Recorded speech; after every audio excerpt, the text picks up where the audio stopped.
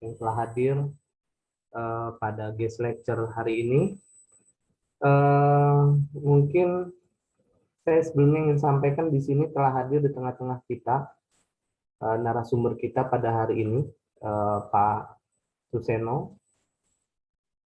Selamat pagi, Pak Suseno.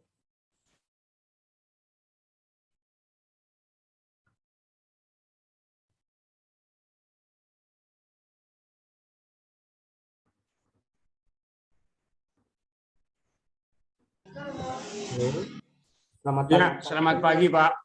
Selamat Semuanya pagi, Pak Suseno. baik. Dengan telah hadirnya Pak Suseno, maka kita akan mulai saja guest lecture pada hari ini. Sebelum saya melanjutkan, ada permintaan dari panitia untuk kita bisa berfoto bersama dulu dengan narasumber hari ini. Kepada seluruh peserta, mohon diaktifkan kameranya. Ininya minta tolong screen.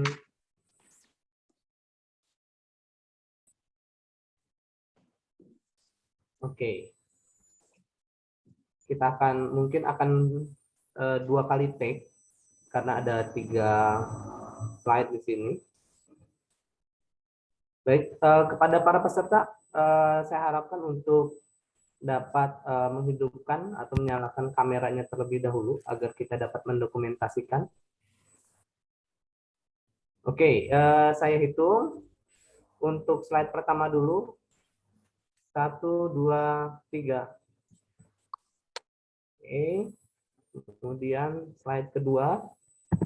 Kita hitung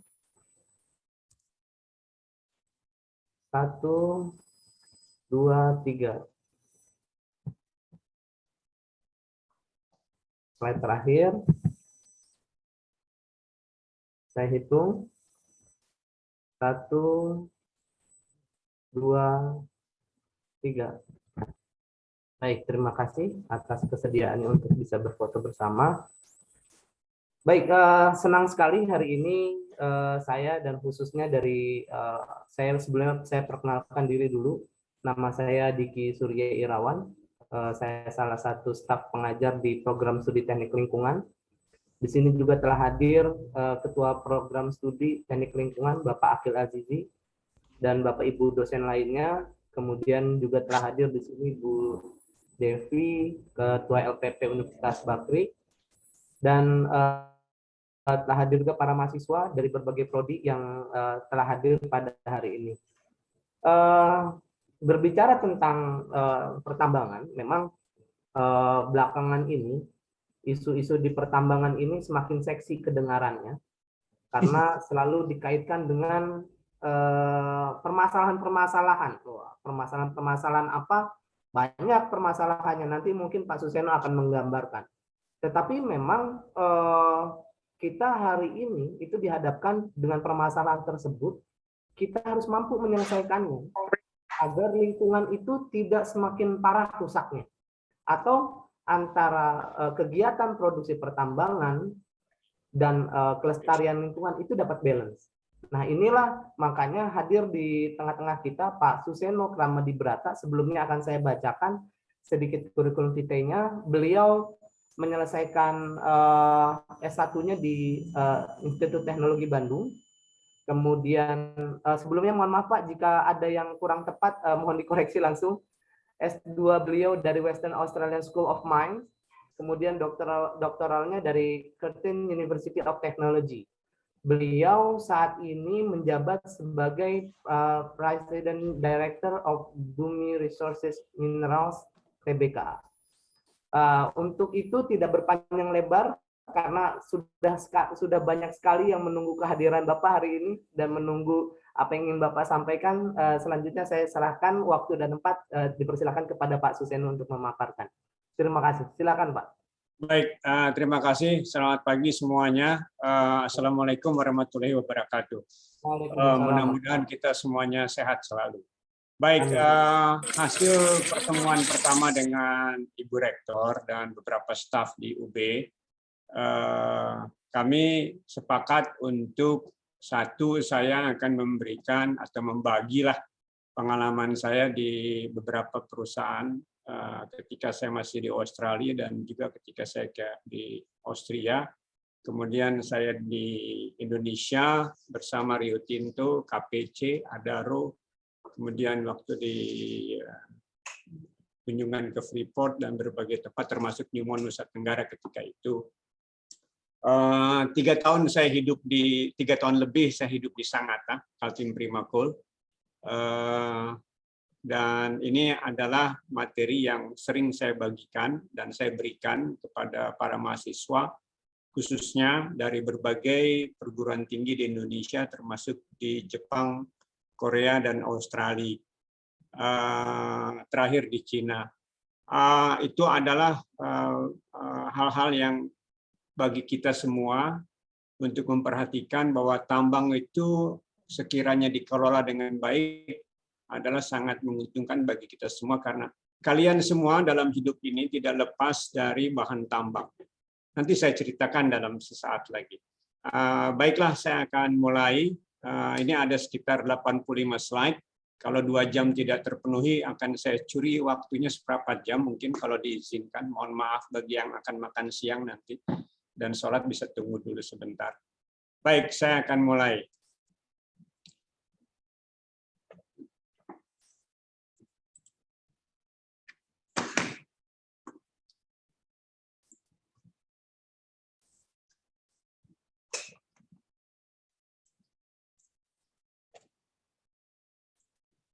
Ya, yang akan saya sampaikan dalam title-nya atau topiknya, judulnya adalah Sistem Penambangan dan HSE Management. Jadi saya gabungkan yang dari bahasa Inggris, Health, Safety, Environment. Baik, pendahuluan, profil perusahaan saya tidak akan bicara detail, nanti ini akan dibagikan dalam PDF. Silakan saja, dan mohon sekiranya nanti akan mengambil material dari sini, dapat kiranya untuk melakukan kuotasi atau quotation ya. Baik, ini adalah satu hal yang menarik di Indonesia. Aset sumber daya mineral dari BRM yang termasuk sabuk magmatik. Jadi di Indonesia itu kita mengenal ada sabuk magmatik pembawa mineralisasi, bukan batu bara, pembawa mineralisasi. Di mana di dalam mineralisasi ini akan timbullah pegunungan, patahan, dan yang menyebabkan gempa dan yang membawa mineral itu kepada tubuh nasional Indonesia ini. Baik, ini adalah 3 dari lokasi BRM yang ada di Indonesia. Citra Palu Mineral itu ada di Sulawesi, kemudian Gorontalo ada di Sulawesi, dan dari Prima Mineral ada di Sumatera Utara. Lokasinya tadi Citra Palu dekat Palu, yang kemarin dalam 2 tahun yang lalu kita pernah mendengar gempa. Kita tidak jauh dari situ. Gorontalo Mineral ada di Provinsi Gorontalo, dan dari Prima Mineral ada di Kabupaten Dairi di Sumatera Utara. Masing-masing ini adalah emas, tembaga dan emas, ini adalah lead dan zinc atau timah hitam dan seng. Nah, saya mulai dengan Citra Palu Mineral, jadi lokasinya kira-kira demikian, Anda bisa lihat semua, terutama emas, dan di dalam Citra Palu Mineral kita memiliki 5 blok, salah satunya adalah di Sulawesi Selatan. Ini pandangan pabrik pengolahan dari Citra Palu Mineral di bagian bawah kiri. Gambar kanan atas ini adalah penyebaran-penyebaran dari titik bor eksplorasi, dari mana situ kita bisa mendapatkan cadangan. Nah, ini adalah gambaran singkat mengenai flow sheet dari gold processing, dari mulai biji sampai dengan d'Or bullion di bawah, di mana d'Or bullion itu nanti kita kirim ke Aneka Tambang, dan satu lagi di Surabaya untuk dirubah menjadi emas murni. Nah, kalau kita melihat pabrik ini adalah tulang punggungnya dari pertambangan untuk mineral khususnya, bukan untuk batu bara. Dan di sini kita menggunakan beberapa zat-zat atau reagen-reagen baik kimia maupun hanya untuk fisik saja. Jadi bukan reaksi kimia, tapi juga adalah fisik, pengurangan ukuran, dan juga pengangkatan mineral ke permukaan karena perbedaan density. Ini adalah gambaran fasilitas infrastruktur dari mulai flocculant mixing tank kita sebut, kemudian ada thickener, ada carbon inletch, ada lokasi pabrik pengolahan secara gambaran luas, kemudian ada yang namanya SAG mill. Maaf, mestinya SAG mill dalam huruf besar SAG-nya, semi autogenous mill grinding. Di sini yang berperan adalah alumni metalurgi ekstraktif, bukan metalurgi fisikal khususnya, dan teknik kimia, mesin, elektro, instrumentasi, HSE tentunya juga tidak lepas harus ada di sini. Dengan kapasitas produksi 500 ton per hari. Biji, kemudian ini bentuk bijinya, gambaran kiri atas itu adalah bagaimana biji itu terbentuk dan bagaimana bentuknya. Kemudian bagaimana kita merancang untuk tambang bawah tanah. Nah, jadi kebetulan yang pertama kita ambil dahulu adalah biji yang dekat dengan permukaan sehingga kita menggunakan sistem namanya open cast, masih belum sebagai open pit. Kemudian kalau mana nanti yang biji di permukaan sudah habis, kita masuk ke tambang bawah tanah. Nah, ini adalah gambaran area pembibitan dan ini ketika kami melakukan rapat AMDAL. Ini Gorontalo Minerals berada di lengan utara Sulawesi, adanya di Provinsi Gorontalo. Kami memiliki 2 blok, blok utama, blok 1, kemudian blok 2. Konsentrasi studi untuk melakukan pembukaan tambang adalah di daerah blok 1. Yang kuning ini adalah emas, tembaga, yang merah adalah tembaga emas, yang biru-biru ini adalah emas perak. Ini kita baru saja selesai kurang lebih hampir 3 minggu yang lalu pembuatan jalan akses dari bawah sampai utara, dari pantai sampai ke sini kurang lebih 32 kilo. Ini ketika survei pertama, kemudian ini adalah jalan yang 3/4 jadi.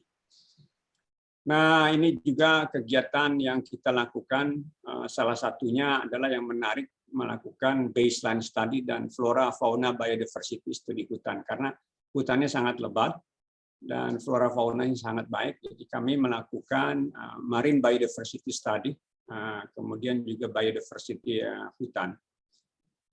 Dan di sini adalah kita katakan lab preparasi atau lab persiapan contoh batuan.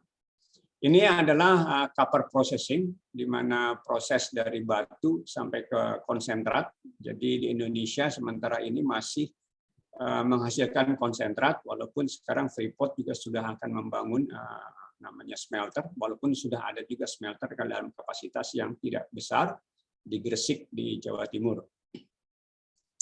Ini PT Dairi Prima Mineral, tambang untuk lead dan zinc atau timah hitam dan seng, berada di Sulawesi Utara, berdekatan dengan Aceh.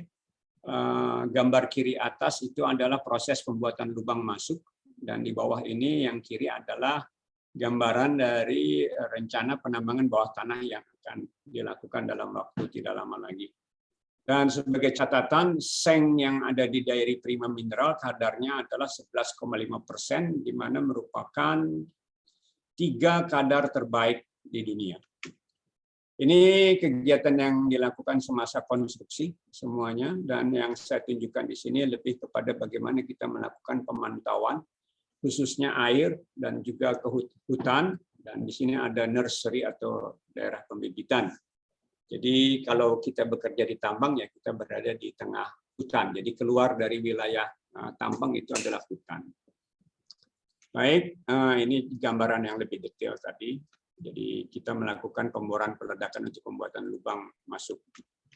Ini adalah perencanaan strategisnya BRM, di mana kita ada beberapa prospek dari berbagai tambang tersebut. Jadi kita mulai dari CPM, kemudian GM atau CPM itu Citra Palu Mineral, GM Gorontalo Minerals, dan DPM dan Dairi Prima Mineral. Kapan kita mau melakukan ini dan itunya bisa Anda lihat di sini. Walaupun demikian, ini strategic planning is dynamic and subject to government regulation and approval.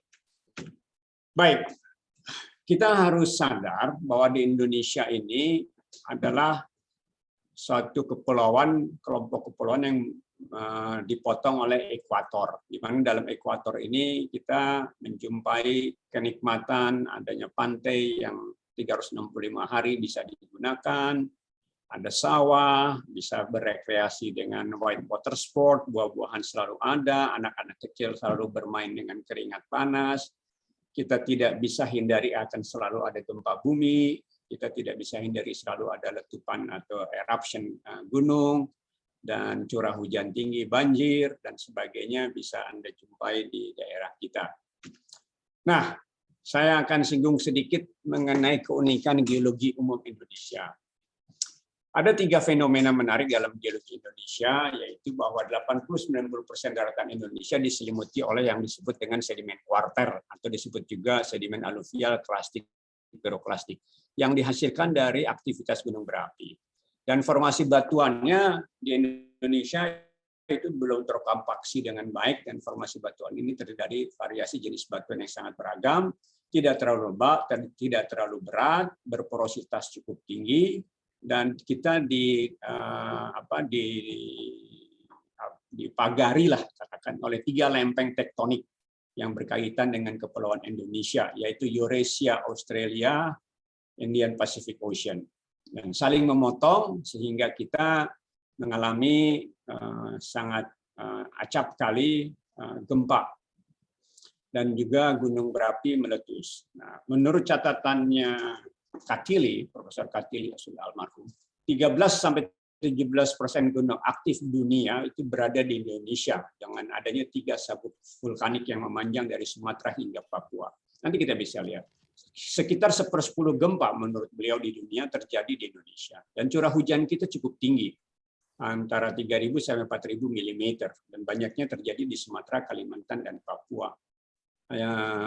Saya sempat mengalami bagaimana curah hujan sepanjang 50 menit dengan tinggi 60 mm ketika saya masih di Sangatta di Kalimantan Timur.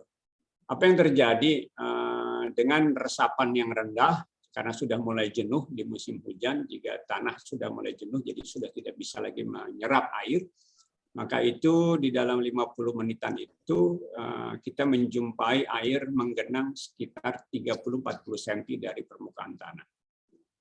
Hujan dan sinar ultraviolet berkontribusi besar pada proses pelapukan, khususnya pelapukan kimia, sehingga perubahan atau alterasi batuan sangat mungkin terjadi. Peta geologi Indonesia menurut potensi logam atau mineral. Indonesia memiliki cadangan terbesar di dunia untuk 1 nikel, kedua timah, dan kita nomor 5 untuk bauksit, dan untuk tembaga dan emas kita nomor 7 di dunia. Dan ini adalah peta penyebaran mineral-mineral yang tadi saya sebutkan. Nah, ketika kita masuk kepada karakteristik sebuah pertambangan, kita harus melihat dari ada artinya spiritual, bahwa keberadaan mineral dan batu bara adalah suatu karunia dari Tuhan Yang Maha Esa, Allah Subhanahu wa Ta'ala, dan lokasinya given, tersebar tidak merata. Kita tidak bisa minta untuk lokasi mineralnya berada di Jakarta atau di Bandung, tetapi ya itu sudah terjadi secara alam. Dan ini merupakan sumber daya alam yang tidak terbarukan. Cadangan ekonomisnya kurang lebih 1% dari total proyek eksplorasi yang diselenggarakan di kita. Merupakan suatu kewajiban bagi perusahaan tambang untuk melakukan eksplorasi selama masa hidupnya. Jadi BRM ini dengan unit-unit usahanya harus melakukan eksplorasi yang berkelanjutan agar usaha ini tidak berhenti begitu saja. Dan ini merupakan suatu bentang waktu yang terbatas karena dia non-renewable. Jadi kita sebutnya life of mine, dan merupakan proyek yang padat modal, menggunakan peralatan besar dan berteknologi. Walaupun teknologinya bukan teknologi roket, tetapi ini cukup berteknologi.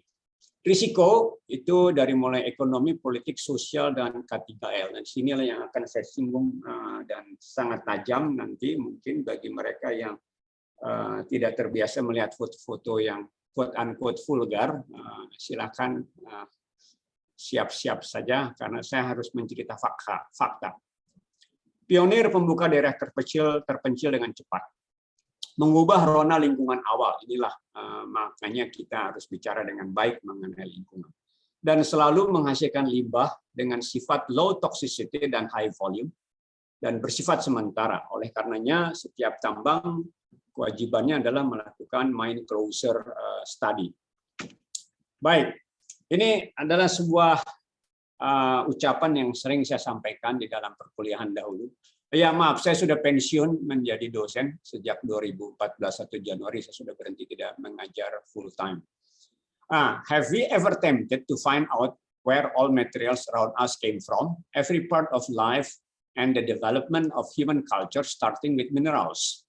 Don't you realize that geologists, mining engineers, processing engineers, safety engineers, environmental engineers, legal, financial, and accounting are always striving to serve us all to make our life better.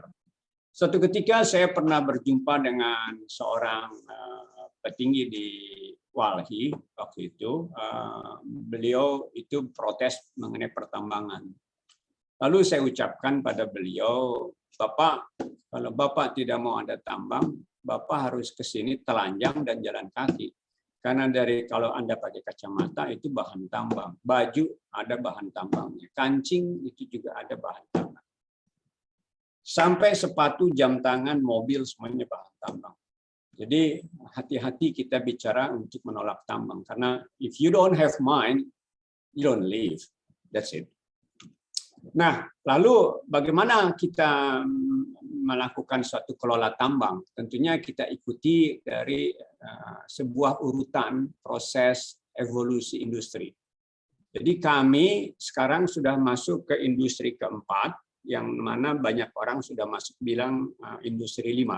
Baiklah, saya mulai saja dahulu dengan industri 4 ini. Jadi nanti kita bisa lihat apa saja yang menjadi terlibat di dalam hal industri 4 ini. Saya masuk kepada pemanfaatan mineral. Anda tahu bahwa di sini saya ambil contoh dari Amerika. Jadi every American born will need 2.96 million pounds of minerals, metals, and fuels in their lifetime. Misalnya bauxite itu dia perlu sebesar itu ya. Kemudian clay, iron ore, phosphate, salt, lead, coal, stone, sand, and gravel. Zinc, natural gas, copper, gold, cement, petroleum, and other minerals. Ini jadi kita tidak bisa pungkiri kehidupan manusia selalu membutuhkan minerals. Emas contohnya, emas sangat membantu kita berkomunikasi dengan siapapun termasuk yang kita cintai baik sebagai bahan dasar telepon seluler, kalung, cincin, dan bahan investasi. Jadi janganlah Anda berpikir bahwa telepon itu tidak menggunakan hasil tambang, menggunakan itu. Cobalah Anda teliti kartu SIM, maka tampak bahwa emaslah yang membawa percakapan kita ke dunia dan pacar kita lah. Katakan ini kita tadi sudah dikatakan produsen emas dunia ke-7. Dari zaman dahulu pre-Columbian, gold earring di Peru kita jumpai juga dengan emas. Bagaimana dengan perak? Perak adalah bahan tambang yang terbaik untuk menyimpan kenangan. Jika kenangan disimpan dalam foto, maka hal ini atas bantuan bahan tambang perak. Salah satu sifat fisik perak adalah fotosensitif yang dapat menangkap dan menyimpan cahaya dan kenangan waktu-waktu Anda yang sangat indah. Ini saya ambil 2 orang, ini yang atas Putri adalah alumni tambang ITB, pernah jadi mahasiswa saya bimbingan. Kemudian yang di bawah Pak Chandra Nugraha, beliau sekarang dosen di ITENAS di Bandung. Beliau lulusan ITB, kemudian S3-nya di Jepang. Tadinya adalah manajer lingkungan di KPC sebelumnya. Beliau pernah bekerja di 3 perusahaan tambang selama ini. Tembaga, jangan lupa saksofon. Kalau Anda masih ingat Bill Clinton, Presiden Amerika dahulu, senang sekali meniup saksofon, dan inilah klarinet juga merupakan bahan tambang. Dan yang menjadi menarik sekarang adalah tembaga muncul sebagai bahan penting dalam transisi energi bersih. Anda bisa cari nanti di website bagaimana perannya tambang di dalam industri kesehatan atau di dalam rumah sakit. Maaf. Seng, Anda lihat rumah-rumah yang beratap seng selalu menggunakan zinc, demikian juga bahan besi itu menggunakan zinc. LED timah hitam, Anda bisa lihat di sini. Saya tidak bicara lebih banyak lagi, Anda bisa baca semua nanti. Ini nikel yang menjadi primadona Indonesia sekarang ini, di mana sekarang tim dari UI, ITB, dan pemerintah sedang berada di Swiss untuk melakukan negosiasi tentang protesnya Eropa Indonesia melarang ekspor biji nikel, karena biji nikelnya di Indonesia akan diproses untuk bisa mendapatkan untuk bahan baterai dan juga bahan besi. Maaf. Nah, ini di atas kanan tambang nikel di salah satu tambang di Sulawesi. Dan material gambar yang di kiri atas ini adalah logam-logam yang ada campuran nikelnya. Proses penambangan. Untuk kita sekarang ini harus ingat bahwa tadi sudah saya sampaikan bahwa mineral itu adalah given, karunia Tuhan. Sehingga tentunya bahwa kalau itu kita tambang atau kita kelola, kita menghasilkan mineralnya, maka harapan kita dan kewajiban kita untuk pertama no poverty on that particular region, on that particular area. Karena mereka ini biasanya mineral itu tidak ada muncul di daratan rendah biasa, tapi ada di pegunungan, kecuali beberapa hal seperti bauksit dan nikel serta timah, secondary tin. Ini jadi tidak ada poverty. Ini adalah suatu perjanjian yang kita patut ikuti. Ada 17 SDGs indikatif priorities, di mana di sini ada juga bagian dari lingkungan adalah misalnya life of land nomor 15, nomor 6 clean and water sanitation, good health, kemudian ada climate actions. Dan yang tidak kalah pentingnya adalah sustainable cities and communities. Walaupun kalau kita lihat urutannya, dilihat saja dari nomor 1, 2, 3, dan sampai dengan 17. Konsep ini yang harus kita terapkan. Demikian juga BRM menjalankan konsep ini dalam perjalanannya. Nah, ini adalah model 5 prinsip penerapan sistem manajemen K3L. Jadi ini pertama saya buat sudah sangat lama sekali ya. Mungkin saya pertama membuat ini masih 2002-2003, lalu saya perbaiki. Konsepnya adalah closed loop, dan ini merupakan total komitmen. Dan kalau Anda melihat sustainability, inilah dia yang kita sebut harus sustainable. Jadi dari peraturan pemerintah, kita membuka sebuah tambang, dan harus kita katakan kepada semua karyawan dan para manajemen bahwa jiwa manusia karyawan adalah segala-galanya. Patuh kepada semua peraturan terkait, mencegah dampak K3L sebaik mungkin, perbaiki lingkungan sehingga dia berkesinambungan, dan lingkungan kerja yang aman. Sudah itu kita masuk ke visi, lalu kita membuat suatu komitmen di dalam manajemen top, kemudian kita turunkan kebijakan pengorganisasiannya kepada sistem manajemen K3. Di sini harus kita lakukan perencanaan yang merupakan suatu rencana kerja yang harus objektif terhadap target. Kita tidak bisa terlalu memberikan janji surga di sini, tapi kita harus memberikan sesuatu yang objektif. Dan kita harus mampu melakukan identifikasi bahaya, pembuatan manual, standar SMK3, dan semuanya sifatnya terukur, tercapai, dan realistis. Dan selanjutnya ini, setelah sampai ke atas, setelah kita mendapatkan laporan tahunan, kita melihat mana yang kurang, mana yang lebih. Dan disitulah yang kita sebut sustainability. Nah, tata kelola penambangan, ini saya modifikasi dari berbagai hal, cuman ini ilmu pertama yang saya dapat dahulu. Walaupun saya orang tambang, saya bukan alumni lingkungan, saya alumni tambang ITB, tapi setelah masuk manajemen tambang, kita harus belajar seperti ini. Saya belajar dari almarhum Profesor Aziz Jadiningrat tentang konsep ini. Lalu saya tuangkan dalam diagram seperti ini. Dan ada satu orang kawan saya juga masih ada, namanya Dr. Agus Jatnika Effendi, salah satu dosen senior di Teknik Lingkungan ITB. Jadi Anda baca saja, tapi intinya ada 5 hal yang harus kita perhatikan di bawah lingkungan fisik, biologi, dan ekosistem. Udara, air, tanah, flora, dan fauna. Dan karena di Indonesia harus perhatikan ada gempa bumi, bencana alam. Dan karena operasi tambang selalu ada kebisingan dan vibrasi. Dan karena kita di Indonesia, kalau Anda melihat antar kecamatan, antar kabupaten, antar provinsi, nampaknya tidak ada suatu ruang kosong, selalu ruangnya isi. Sehingga manusia akan selalu berada di lingkungan tersebut. Demikian pula di Indonesia tidak ada hutan yang tidak berpenghuni dalam tanda petik.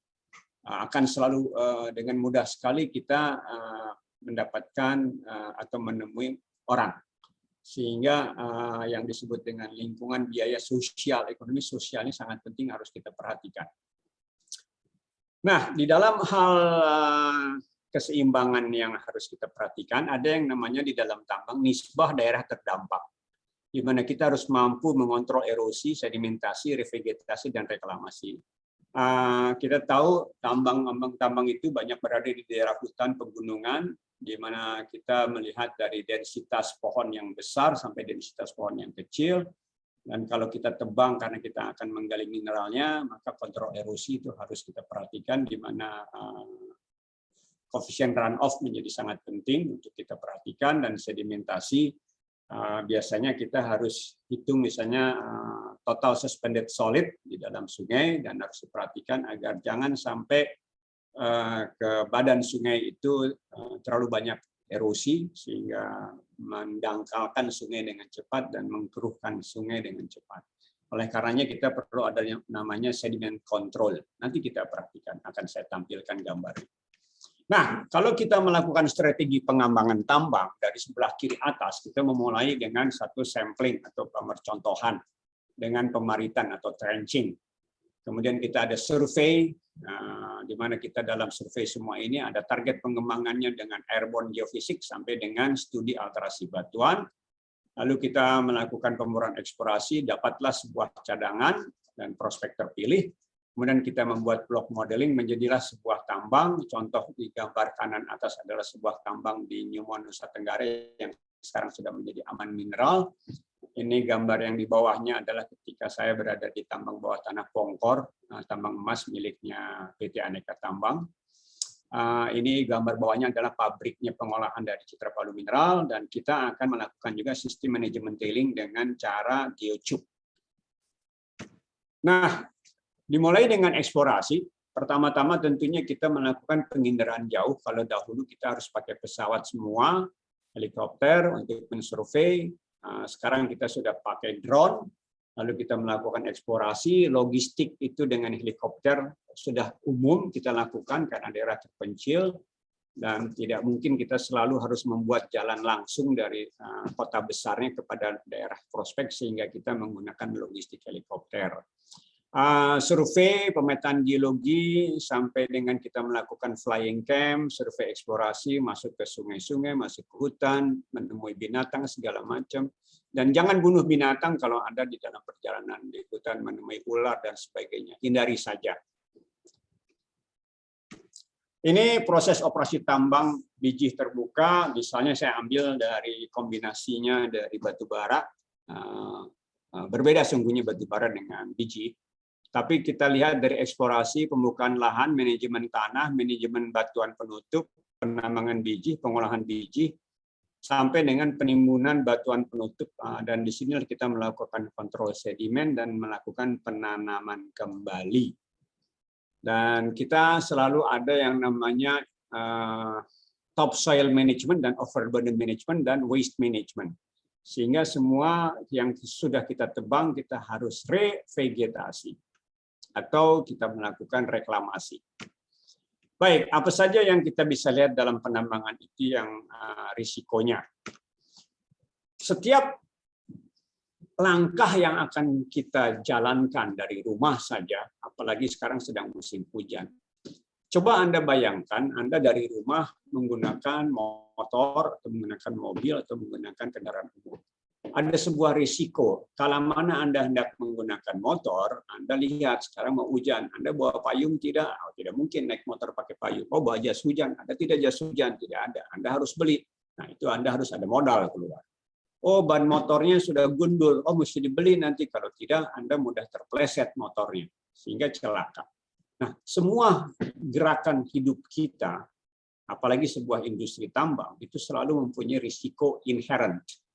Dan risiko inherent ini harus dikontrol. kontrolnya harus dengan biaya. Misalnya tadi Anda tidak mau kehujanan, Anda beli jas hujan. Anda tidak mau mudah tergelincir bannya, Anda harus ganti bannya. Itu adalah sebuah investment. Sehingga diperoleh yang disebut risiko residual, risiko sisa. Nah, coba kita merujuk kepada gambar di kiri bawah. Ini saya ambil dari Australia, New Zealand. Jadi risk level itu merupakan impact dikali likelihood. Apakah itu? Baik, mari kita lihat sebentar ini. Di dalam kriteria risiko yang harus Anda lihat adalah berapa macam risiko itu akan terjadi, berapa kali risiko itu akan terjadi, nah, apa konsekuensinya. Di dalam bahasa Inggris itu apa namanya, tingkat relatif itu bisa dengan mudah dinyatakan dalam sebuah kata. Misalnya nih, sebuah dikatakan apa namanya, frekuensi. Apakah dia akan terjadi? Bagaimana terjadinya? Almost certain, likely, possible, unlikely, rare. Jadi the event is expected to occur in most circumstances sampai dengan the event may occur. Kalau di dalam bahasa Indonesia ini mungkin akan terjadi, dia akan terjadi dan sudah pasti akan terjadi. Tapi kalau bahasa Inggris itu punya kata-kata yang sesuai. Jadi saya tidak terjemahkan ini. Dan konsekuensinya dari mulai insignifikan, tidak terlalu berarti, misalnya Anda udah ban motor bagus, badannya sehat, hujan segini udah biasa, tidak masalah, jadi ya sudahlah, tidak perlu suatu kontrol. Sampai dengan katastrofik menimbulkan korban. Nah, di dalam hal risiko ini, kita harus membuat yang namanya matriks seperti yang di bawah. Matriks yang terdiri atas kemungkinan akan terjadinya dan konsekuensinya apa bila mana terjadi. Apakah insignifikan sampai dengan katastrofik atau meninggal. Nah, potensi risiko kerja itu sebetulnya kita bisa kelola dengan satu, caranya eliminasi, kedua substitusi, ketiga isolasi, keempat rekayasa, kelima administrasi, dan keenam PPE. Sehingga karyawan itu aman. Anda tahu kan PPE? Personal Protective Equipment. Nah, misalnya ini, gambar kiri atas itu kalau Anda masuk tambang bawah tanah atau tambang di daerah yang processing plant banyak debu, Anda harus menggunakan gambar kiri atas. Tapi kalau Anda masuk underground mining atau tambang bawah tanah, Anda harus punya self-rescuer. Jadi, in case ventilasi di tambang bawah tanah berhenti, Anda bisa menggunakan ini yang cukup untuk 30 menit. Ya, setiap truk ditambang harus ada isolasi. Jadi kalau dikasih isolasi seperti ini artinya truk itu sedang diperbaiki dan tidak boleh orang mendekat kecuali adalah yang bekerja di situ. Ini contoh yang tidak baik. Saya kebetulan dari Korea, di Seoul, habis dari pertemuan saya menuju airport. Saya melihat ini orang tidak memakai safety helmet, yang ini pakai safety helmet. Jadi ini tidak boleh begini. Ini ada kacamata, sarung tangan juga berbagai macam. Ini sepatu Redling, sepatu safety yang mahal memang. Cuman bagus, ini bisa dipakai juga ke kantor biasa. Nah, ini bisa buat lari juga. Ini wajah orang tambang di tambang batu bara di Cina. Ini peralatan standar yang harus ada. Oh ya, helmet juga. Nah, siklus tambang terbuka dimulai dengan penebangan hutan, perataan tanah, dan kalau tanahnya atau batunya keras, kita harus bor dan kasih bahan peledak dan meledaklah dia. Kalau dia masih bisa digaru dengan ripper bulldozer masih bisa. Kalau peledakannya tidak baik, maka akan terjadi fly rock atau batu terbang menimpa. Ini sebuah shovel, alhamdulillah tidak meninggal.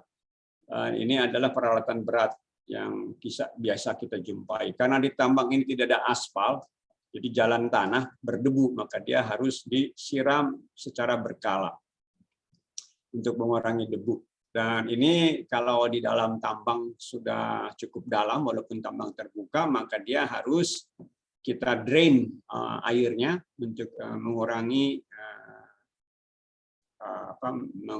peluangnya dia untuk longsor, dan kita juga kadang harus memompanya keluar. Dan ini setelah bijinya diambil atau overburden-nya juga diambil, maka kita lakukan revegetasi seperti ini.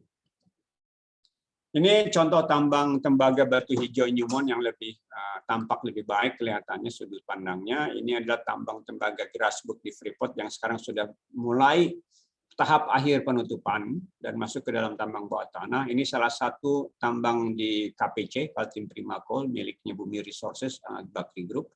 Dan ini tambangnya Adaro, batu bara. Jadi Anda menjumpai peralatan berat semuanya.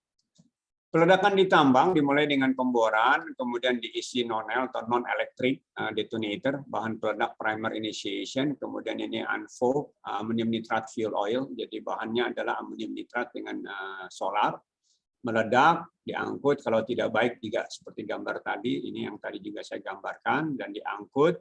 Dan truk-truk ini sudah masuk ke generasi industri 4, karena di sini kalau Anda lihat, sebetulnya di sini ada gambar display berat yang diangkut oleh dump truck ini. Dump truck ini ada load cell-nya dan di display lah muatan itu beratnya berapa. Sehingga kita bisa monitor apakah dump truck ini efisien mengangkut material atau tidak. Kalau bongkahnya besar-besar maka dia akan lebih ringan karena density-nya lebih rendah kalau bongkah besar, kalau ini lebih besar sehingga dia padat. Dan ini ketahuan dia lewat mana saja, berapa kecepatannya, bagaimana perilaku supir mengendalikan kendaraan ini, dan apakah dia mengangkut jumlah yang sesuai dengan yang diharapkan. Dengan proses ini kita akan dapatkan dinding tambang yang lebih baik. Sehingga kemungkinan kelongsoran lereng-lereng tambang itu bisa dikurangi. Ini adalah salah satu isu safety di dalam tambang. Anda bisa lihat ini truk, ini bus, ini truk yang nomor 2 terbesar di Kaltim Prima Coal. Kalau tidak salah 300 ton, di mana ada rambu-rambu lalu lintas, kemudian ada ini pembatas-pembatas, ada rambu-rambu, dilarang menyusul dan boleh menyusul. Kapan Anda boleh menyusul, kapan Anda tidak boleh menyusul. Selalu ada, dan ini adalah contoh suatu ketika saya di sana jam 10 pagi saya mendapatkan gambar ini satu saat sudah lama sekali. Saya bilang mengapa ini tambang dibuka cuman belum ada tanda-tanda lalu lintas dan safety berm seperti ini. Makanya lalu tidak lama dari itu saya minta mereka berhenti dan jam 2 sudah dipasang dan sudah mulai jalan lagi keesokan harinya dengan baik. Isu blind spot atau kegelapan. Jadi perusahaan tambang itu menggunakan truk-truk besar di mana operator di sini mungkin tidak bisa melihat ini ada kendaraan kecil, tapi makanya kita harus pasang bendera. Ini namanya blind spot. Makanya di dalam tambang mobil-mobil kecil selalu diberi ini. Ini contoh kebetulan ini sedang istirahat, sedang ada perbaikan. Tetapi tidak boleh kalau ada operasi orang ini berdiri di dekat sini karena ada blind spot dari operator yang ada di sini. Ini adalah perbandingan, kalau Anda lihat ini manusia, tingginya sekian, ini dump truck beratnya, kapasitas muatnya 400 ton.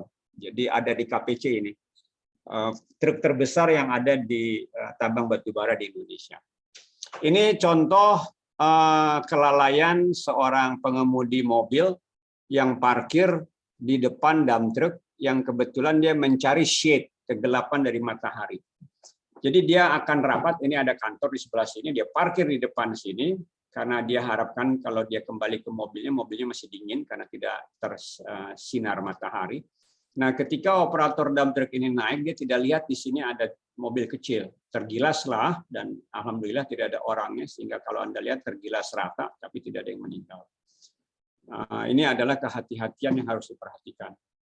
Ini adalah gambaran bagaimana tambang itu bekerja 24 jam, menjadi pandangan menjadi terbatas, dan untuk di sini Anda melihat operatornya duduknya di sebelah sini, sebelah kanan di sini, dia tidak bisa melihat ini dengan langsung, sehingga ini ada komunikasi biasanya pakai walkie-talkie, dan dia harus selalu punya jarak yang cukup. Sedangkan di sini juga ketika operatornya menghadap ke sini, dia tidak melihat operator di sini. Jadi ini harus hati-hati. Operatornya shovel excavator ini adalah yang paling mahal kedua. Yang paling mahal pertama adalah operator grader. Nanti saya tidak tampakkan di sini. Nah, ini adalah kecelakaan-kecelakaan yang berat, tetapi tidak ada fatality. Alhamdulillah semuanya tidak ada yang meninggal. Saya tidak tunjukkan di mana saja, tetapi yang harus diperhatikan bahwa bagaimana rentannya alat berat itu juga terhadap kecelakaan. Mobil menyelonong kemari tanpa melihat dengan baik, ini terbalik, ini nabrak dari ngelamun biasanya. Ini bisa dari ketidakrataan jalan, ini juga dari ngelamun, ini juga dari ngelamun, ini dari ngelamun, ini overdrive, habis hujan. Saya persis lagi di sana ketika itu. Jadi ini ada muatan yang berisi makanan, ini sebetulnya muatan isi bahan peledak kecil. Ini fatality, fatality, fatality, fatality, tidak fatal, kebakaran. Ya, ini tambang di Indonesia semuanya. Fatigue. Bagaimana Anda bisa fatigue? Ya, bisa dengan mudah. Anda misalnya dari Jakarta nyetir naik mobil sampai Surabaya. Anda tidak berhenti, ya fatigue. Anda sampai Bandung mungkin tergantung, kalau sedang dalam keadaan normal bisa 1 jam 50 menit, tidak lebih dari 120 kilo, 110 km per jam sudah bisa sampai Jakarta dari Bandung dengan kondisi jalan sekarang. Nah, kalau Anda berjalan terlalu panjang, bekerja terlalu panjang, dan tidak banyak variasi, Anda akan mengalami fatigue. Dan fatigue itu bisa terjadi di mana saja dan kapan saja. Nanti saya kasih lihat gambarnya. Yang di kanan atas ini foto pengangkutan batu bara sepanjang 70 km. Di mana di sini hanya ada satu pengemudi dan tidak ada teman. Jadi peluang fatigue sangat tinggi. Oleh karenanya selalu ada radio, bisa ada musik dan sebagainya. Pemboran di daerah terpencil, satu shift saja kalau sudah terlalu rutin bisa berbahaya. Nanti saya kasih gambar-gambarnya bagaimana itu bisa terjadi. Ini kecelakaan fatal, ini di Amerika, ini di KPC, kebetulan saya sedang di sana, jadi ini jam 6 pagi.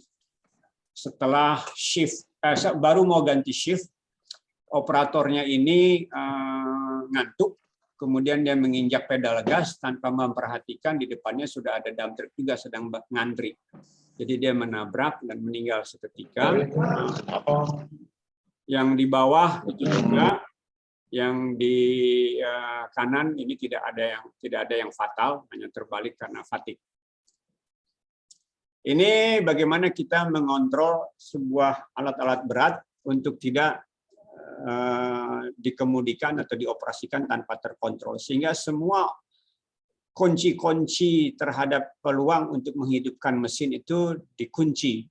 Setiap orang yang bekerja di truk ini atau di alat ini, ketika dia harus memperbaiki, ada yang namanya electrician, ada namanya mekanik, ada welder, ada masinis, segala macam bekerja, dia harus cantumkan kartu namanya dan dengan kunci dia kunci. Sehingga ketika akan dioperasikan, kita tahu, oh ini tidak bisa bergerak karena masih ada yang bekerja. Ini salah satu contohnya push button ini. Dan push button ini ada kuncinya seperti di sini juga. Dan kita melakukan monitoring kecepatan 60-70 km. Saya di sana pernah beberapa kali harus memberikan peringatan keras baik kepada orang Indonesia maupun bule karena kecepatan melebihi batas. Bekerja di ketinggian pun harus dengan harness atau dengan proper ladder dan ada yang memegangnya. Di bus di Sangatta, di KPC, kita harus ada seat belt dan sebagainya. Proper lah. Ini risiko geoteknik, kalau mana hujan, shovel ini bisa jatuh karena tanah ini menjadi tidak stabil. Ini berasosiasi dengan geoteknik, ketidakstabilan lereng. Ini contoh gambar, ini tidak sama dengan ini. Jadi ini saya ilustrasikan ketika dia sedang membuang material untuk didumping, dibuang, dudukan ban belakangnya itu longsor seperti ini. Maka dia jengkelit dan jatuh sampai di sini. Nah ini untung tidak ada fatality. Cukup jauh ini dan saya terima kasih sekali yang berhasil mengambil foto ini. Lihat kalau Anda lihat nih fotonya tidak bagus karena ini emang ada habis hujan.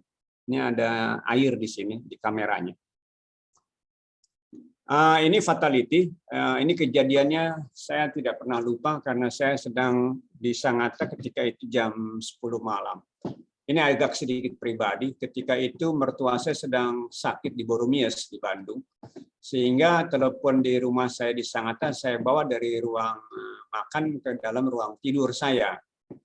Jam 10-an itu saya ada telepon, istri saya bangun bilang, itu ada telepon tuh, dikirain dari Bandung kan.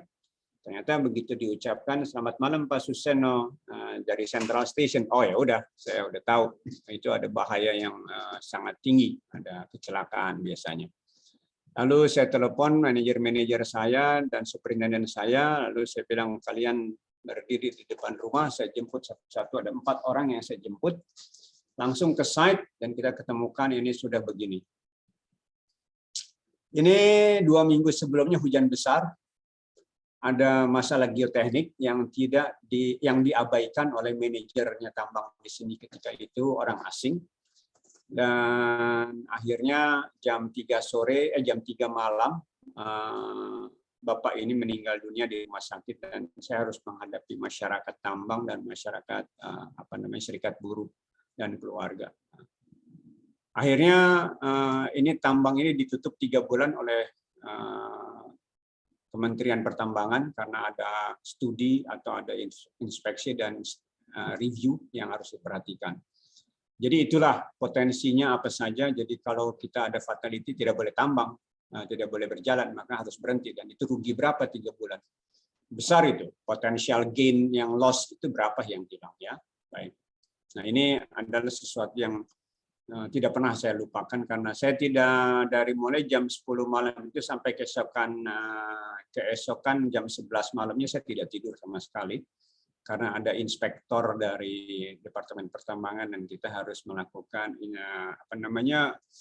ya katakanlah seperti semacam pengadilan lah di dalam lokasi tambang.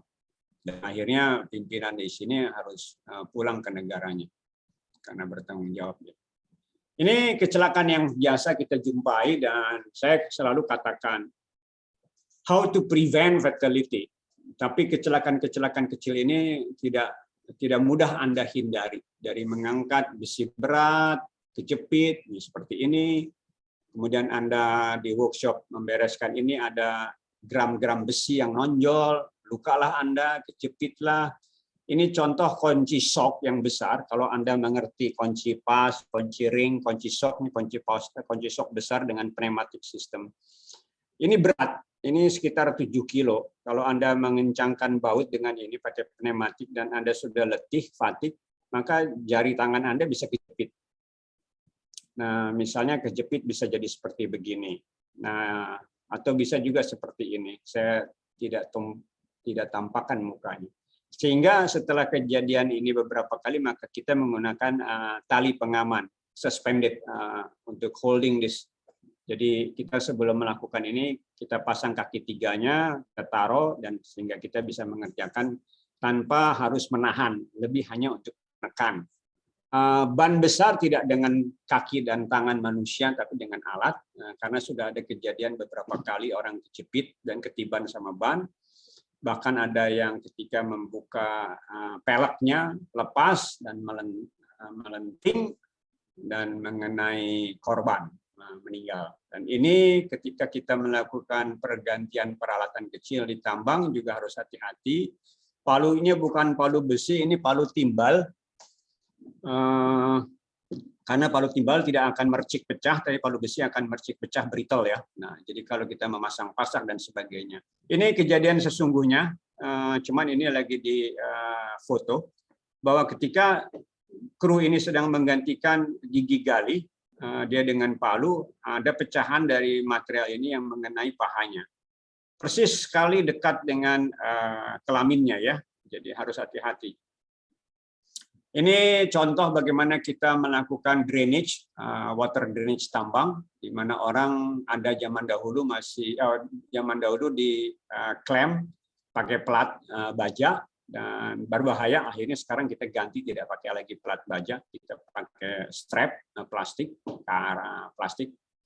karena ini dia contohnya ini dari sini. Ini kejadian benar. Bagaimana kita kebisingan bisa muncul di sini. Ini juga kebisingan. Nah, di KPC sepanjang 12 kilo kalau tidak salah. Sekarang itu sudah diganti belt conveyor ini rollernya. Rollernya kita ganti menjadi frictionless bearing sehingga suaranya tidak kasar, suaranya halus sekali. Jadi seperti suara angin saja untuk mengurangi noise, karena ini melewati berbagai kantor kita. Ini jangan sampai kita lengah ketika jalan di jalan ini tangga conveyor, karena kita kalau lengah tangan bisa kejepit, dan alhamdulillah ini tali penyelamat ini berfungsi. Ketika dia terpeleset masuk ke sini, ini langsung ini langsung menarik dan berhenti, sehingga tangannya tidak tertarik. Statistik luka bagian tubuh di KPC saya baru dapat beberapa hari yang lalu. Saya minta kepada direkturnya di sana, saya minta tolong dong di supply data terakhir. Kita lihat data 2019, 2020, 2021. Coba Anda lihat yang paling tinggi yang mana? Di sini nomor 16, angka 16 tahun 2019 menjadi angka 6 di 2020, menjadi angka 8 di 2021. Kemudian lengan 12, 7, 8. Kalau kita lihat di sini yang paling tinggi adalah muka di 2021. Yang lainnya sudah mulai 0. Di 2020 yang paling tinggi adalah 27 hand finger. Di sini 35. Jadi seperti gambar di sini, hand finger itu adalah sesuatu yang acap kali kita jumpai. Sehingga sarung tangan pun harus dilengkapi dengan sarung tangan tertentu. Ada berbagai macam sarung tangan yang digunakan bagi mereka pekerja di tambang, baik di workshop khususnya berbeda, di electrical, mechanical, welding, maupun yang di tempat lainnya. Tipikal operasi tambang bawah tanah dan isu K3. Baik, kita sudah sejam berjalan ya.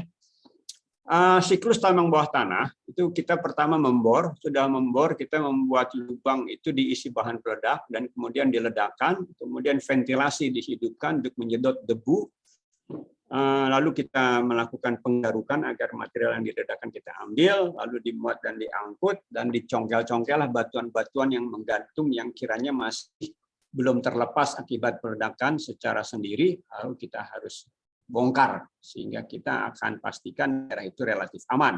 Kalau sudah dilakukan dan tidak masalah, kita lanjut ke shotcrete, tapi kalau masih ada sesuatu yang masih kita temui, kita harus perbaiki kembali.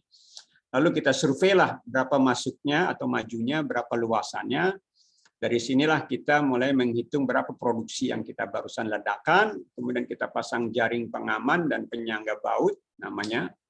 Kemudian kita membuat garis batas untuk memulai lagi kegiatan tersebut, dan seterusnya.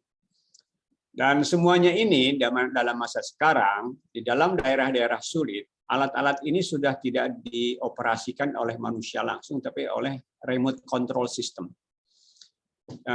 Kalau pemuatan masih semi lah, peledakan juga bisa dengan cara jauh, ini ventilasi apalagi. Ini juga bisa dengan remote control, ini bisa dengan remote control, ini tidak bisa dengan remote control. Ini bagaimana kita masuk lubang bawah tanah. Jadi ini ketika ini dengan para mahasiswa sedang studi tur ke tambang bawah tanah. Ini model tambang bawah tanah diagramatiknya seperti ini. Ini ketika saya akan masuk ke tambang lead zinc di Mount Isa di Australia. Bajunya masih bersih. Nanti kalau udah keluar bajunya tidak kuning seperti secerah ini, putih juga tidak secerah ini, akan kotor, belepotan. Ini contoh portal masuk lubang tambang emas Cibalium di daerah Banten. Bagaimana kita membuat lubang, ini salah satu contoh tambang bawah tanah batubara di Kalimantan Selatan bagian timur. Bagaimana kita melihat tambang bawah tanah, jangan Anda hiraukan kesulitan-kesulitannya, semuanya bisa diatasi. Ini ada mobil masuk dalam tambang, ini desainnya seperti ini. Ini adalah satu tambang emas di Pongkor dahulu, saya ada di sini. Ini material hasil dari tailing kita masukkan kembali, dari processing kita masukkan kembali untuk mengisi ruang-ruang kosong akibat penggalian. Anda lihat di sini permukaannya tidak disanggah karena batuannya sangat kuat sekali. Ini 3 orang dengan aman berada di sini.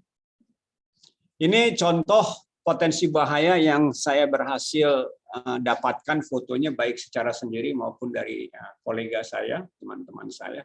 Tidak bisa Anda menaik di atas 1,8 meter tanpa harness, itu sudah aturan di mana-mana. Jadi ini lihat Anda naik di atas 1,8 tanpa harness. Di sini Anda lihat orang bekerja di antara dinding lubang dengan mesin. Kalau mesin bekerja tidak boleh Anda berdiri di sini. Suatu ketika di tambang batu bara kita di Kalimantan pernah ada orang meninggal kejepit sama ini. Ini contoh yang tidak baik, tidak menggunakan baju reflektif, harus ada alat reflektifnya walaupun pakai helm, dan di sini ada lampu, harus ada reflektif ini. Ini di satu tambang batu bara di Sumatera yang saya dapatkan fotonya, saya kalau tidak salah berada di belakangnya, cuman yang memotret kawan saya ini tidak memakai helm masuk bawah tanah. Di sini sekalipun Anda berada di daerah yang terlindungi, Anda tidak pernah boleh melepas helm kecuali Anda basah kepalanya, lalu Anda kasih anduk. Tapi artinya kalau Anda mau membuka helm Anda di bawah tanah, Anda harus berada di bawah protective area. Ini adalah sesuatu yang jarang Anda jumpai di underground mining activities di overseas, tapi di Indonesia bisa lihat ini berapa orang, 1, 2, 3, 4, 5, 6. Mendorong boring machine dari bawah, ini yang tidak boleh. Karena momentumnya besar ini, kalau menggayung sedikit saja Anda bisa kejepit, kedorong. Ini contoh mining yang kurang baik, di mana dia tidak memakai baju seragam yang benar, ini malah pakai baju sebuah partai. Ini udah lama saya ambil. Ini adalah peluang keruntuhan sebuah lubang tambang bawah tanah. Ini runtuh. Dan ini meninggal orangnya. Ini contoh orang yang menjadi operator dari winch, tidak menggunakan helm walaupun berada di daerah yang protektif. Ini longsoran yang mengakibatkan meninggal. Ini aktivitas pemboran di sebuah tambang batu bara bawah tanah di Kalimantan yang sangat buruk sekali safety dan lingkungannya. Ini adalah suatu model fisik yang dibuat oleh kami di tambang ITB, di belakangnya lab geomekanika, untuk melihat bagaimana membuat penyanggaan dan sebagainya. Ini peralatan-peralatan ini kami peroleh dari berbagai perusahaan tambang, khususnya Pongkor dan PT Bukit Asam. Ini contoh bagaimana spraying rock agar tidak dusty. Ini juga mine dust management. Ini tadi sudah saya tunjukkan gambarnya dengan truk tangki air untuk jalannya tidak berdebu. Ini juga, ini semuanya adalah how to control the dust. Dan di sini adalah quarterly dust monitoring yang ini beliau ini sudah meninggal. Ini adalah dari teknik lingkungan ITB yang selalu sangat paham sekali bagaimana mengontrol udara. Almarhum ini karena COVID kemarin ini 1 tahun yang lalu. Ini dilakukan monitoring udara di tambang, ini melakukan monitoring udara di sekolah SD di Sangatta, KPC. Harus dipastikan bahwa lingkungan sekolah perkotaan tidak terkena debu tambang. Kita bicara sekarang lingkungan, di mana Anda akan berpeluang bertanya lebih banyak. Biarkan saya minum dahulu ya. Kita masih punya 50 menit. Kalau di antara Anda ada yang mau bertanya, Anda catat atau Anda mau selak juga silakan, tidak masalah, tapi sebaiknya nanti saja setelah selesai. Isu utama sistem manajemen lingkungan dari environmental risk assessment. Saya mencoba membagi dalam 3 bagian besar sebelum mendapatkan sertifikasi IMS. Jadi KPC itu tahun berapa saya dapatkan itu 2004 kalau nggak salah, setelah KPC diambil alih oleh Bakri Group, oleh BR. Ketika itu saya kerja di Sangatta, masih di bawah Rio Tinto dan British Petroleum. Kemudian ketika diambil alih, kita melanjutkan yang di programnya Rio Tinto BP untuk membuat sistem manajemen lingkungan EMS atau ISO 14001. Disinilah kita membuat dan kita proses tersebut berlangsung kurang lebih 1,5 tahun sampai 2 tahunan. Akhirnya kita dapat sertifikat itu dan menarik sekali. Karena kita melihat ada 3 aspek besar, yaitu adalah bagaimana kita menceritakan bahwa kita nanti kalau mine closure itu baik. Bagaimana kita memperhatikan biodiversity dan bagaimana waktu itu sudah mulai ribut soal greenhouse gases. Dan di sini kita tetap harus melakukan rehabilitasi, manajemen kualitas air, air asam tambang, manajemen waste dan hidrokarbon. Saya tidak tahu bahasa Indonesianya waste kita sebut sisa ya, tidak juga. manajemen kualitas udara, ground vibration akibat peledakan khususnya, dan kebisingan baik dari alat-alat berat maupun dari ketika melakukan peledakan. Bagaimana semuanya ini kita harus ada sistem umpan balik dari masyarakat. Dan bagaimana kalau sudah ada umpan balik kita melakukan perbaikannya. Dan di sini kita lakukan juga secara rutin baik inspeksi maupun audit. Inspeksi itu adalah sesuatu yang tidak direncanakan, tidak boleh orang tahu bahwa kita melakukan inspeksi, dan inspeksi itu lebih sifatnya operasional, sedangkan audit sistem merupakan sistem, jadi sistem manajemen. Sehingga kita harus melakukan pelatihan dan komunikasi, pemantauan lingkungan fisik, dan pengembangan komunikasi. Maka dapatlah kita yang namanya sertifikasi. Baik, pemantauan kualitas udara pertama. Jadi di sini adalah pemantauan kualitas udara yang dilakukan di pembangkit listrik tenaga uapnya yang di KPC. Kemudian ketika mobil atau truk di workshop kita melakukan uji emisi. Jadi kalau sekarang Anda melihat ada uji emisi, kami di tambang sudah beberapa dekade, 2 dekade silam kita sudah melakukan ini, uji emisi. Karena harus mematuhi syarat yang diberikan oleh pemerintah maupun oleh asosiasi-asosiasi dunia. Kemudian kita melakukan pemantauan kualitas udara di tambang. Tadi saya katakan yang pemantauan kualitas di SD, ini di tambang. Ini adalah peralatannya 3 bulan sekali. Ini adalah pemantauan cuaca. Anda bisa lihat di sini. Nah, manajemen hidrokarbon. Kalau kita melihat hidrokarbon, itu adalah oli bekas, tetesan minyak. Nah, oli bekas itu tetesan bensin atau solar. Minyak bekas itu ada dari satu oli mesin, oli gardan, oli hidrolik, oli persneleng. Itu macam-macam oli dan itu harus di-manage. Kemudian aki bekas, baterai bekas, toner bekas, dan disitulah oli-oli ini, yang ini khususnya oli, kita lakukan suatu proses. Di mana oli-oli yang tercecar itu di dalam workshop ada selokan yang semua selokan ini masuknya kemari dan kita olah di sini untuk membedakan. Sedangkan pelumas bekas, dahulu kita dapat izin dari KLH untuk dikirim ke Surabaya di mana ada pengolahan oli bekas menjadi oli untuk oli mesin dari beberapa merek. Kemudian yang lainnya ada filter minyak, filter oli, filter bensin, filter solar, oli hidrolik. Semuanya itu harus di manage dengan baik, tidak boleh Anda buang begitu saja. Kemudian ban-ban bekas juga dikemanakan. Ini salah satu contoh saja, saya berikan gambaran di sini. Tapi nanti ada khusus mengenai bagaimana penggunaan ban bekas. Dan di sini adalah baterai. Baterai ada timbalnya, dan dahulu itu ada perusahaan yang tersertifikat oleh KLH untuk mengambil timbal bekasnya dan diolah lagi. Sedangkan cairannya itu zaman dahulu masih pakai cairan. Ini Anda lihat ada tutup-tutupnya, jadi namanya wet cell, sekarang sudah dry cell.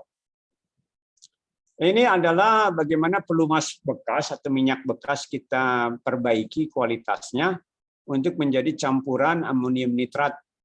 Jadi yang namanya bahan peledak ANFO itu singkatan dari ammonium nitrate fuel oil, di mana dia amonium nitrat ini pril, ya seperti kalau Anda beli pupuk urea itu namanya amonium nitrat pril sederhananya, rumus kimianya NH4NO3 ditambah CH2 menjadi energi H2O dan CO2 dan O2. Tergantung, kalau dia namanya zero oxygen balance maka dia hanya menghasilkan H2O energi dan O2 yang dibebaskan. Kalau dia berkurang oksigennya, dia menghasilkan N2. Kalau dia oksigennya berlebihan, menghasilkan CO2. Nah, inilah dia bagaimana pelumas bekas dipakai dengan komposisi ketika itu saya masih 2575. Jadi ketika masih di zaman Rio Tinto yang pertama melakukan ini adalah di Amerika dan di Afrika Selatan untuk mengurangi penggunaan dari yang namanya minyak bekas ini, minyak solar. Karena dia campurannya adalah amonium nitrat dengan solar. Penggunaan solar dikurangi. Komposisinya solar atau minyak dengan atau hidrokarbon terhadap amonium nitrat 94% dan hidrokarbonnya 6%. Nah, dari 6% itu kita menggunakan 25%-nya pelumas bekas karena perizinannya juga harus mengikuti prosedur. Di Indonesia yang pertama menggunakan pelumas bekas untuk bahan peledak adalah KPC dan Newmont, Nusa Tenggara ketika itu. Jadi kami kerjasama, kita menyewa konsultan dari ITB, dari teknik kimia, dari teknik lingkungan, dari teknik pertambangan, dan juga dari konsultan lain. Tidak ada konsultan asing ketika itu. Akhirnya sekarang kalau tidak salah sudah bisa 50-50 atau ada yang sudah 75-25. Jadi 75-nya oli bekas, 25-nya adalah solar asli. Ilustrasi potensi dampak lingkungan dari alat berat, tadi saya sudah katakan ada debu, ada kebisingan, ada gas buang, tadi ada uji emisi yang saya perlihatkan di awal, ceceran oli mesin dan sistem hidrolik, filter oli dan filter solar, aki bekas dan ceceran aki, ban dan hidrolik hose, selang-selang hidrolik. Nah, bagaimana kita mengelola air asam tambang? Di sini contoh, ada cover 01, cover 02, cover 03 dengan berbagai konfigurasi dari potential acid forming soil-nya yang berbeda-beda. Nah, ini manajemen ini dilakukan di KPC di tahun 2001 kalau tidak salah sudah mulai ya. Jangan Anda lihat ya, jangan Anda terperangah ketika Anda melihat air ini jernih sekali. Bahkan ada yang jernih dan bening tapi pH-nya rendah. Ada yang kotor, keruh, tapi pH-nya tinggi. Hanya memang total suspended solid-nya tinggi, kalau yang jernih kan total suspended-nya rendah.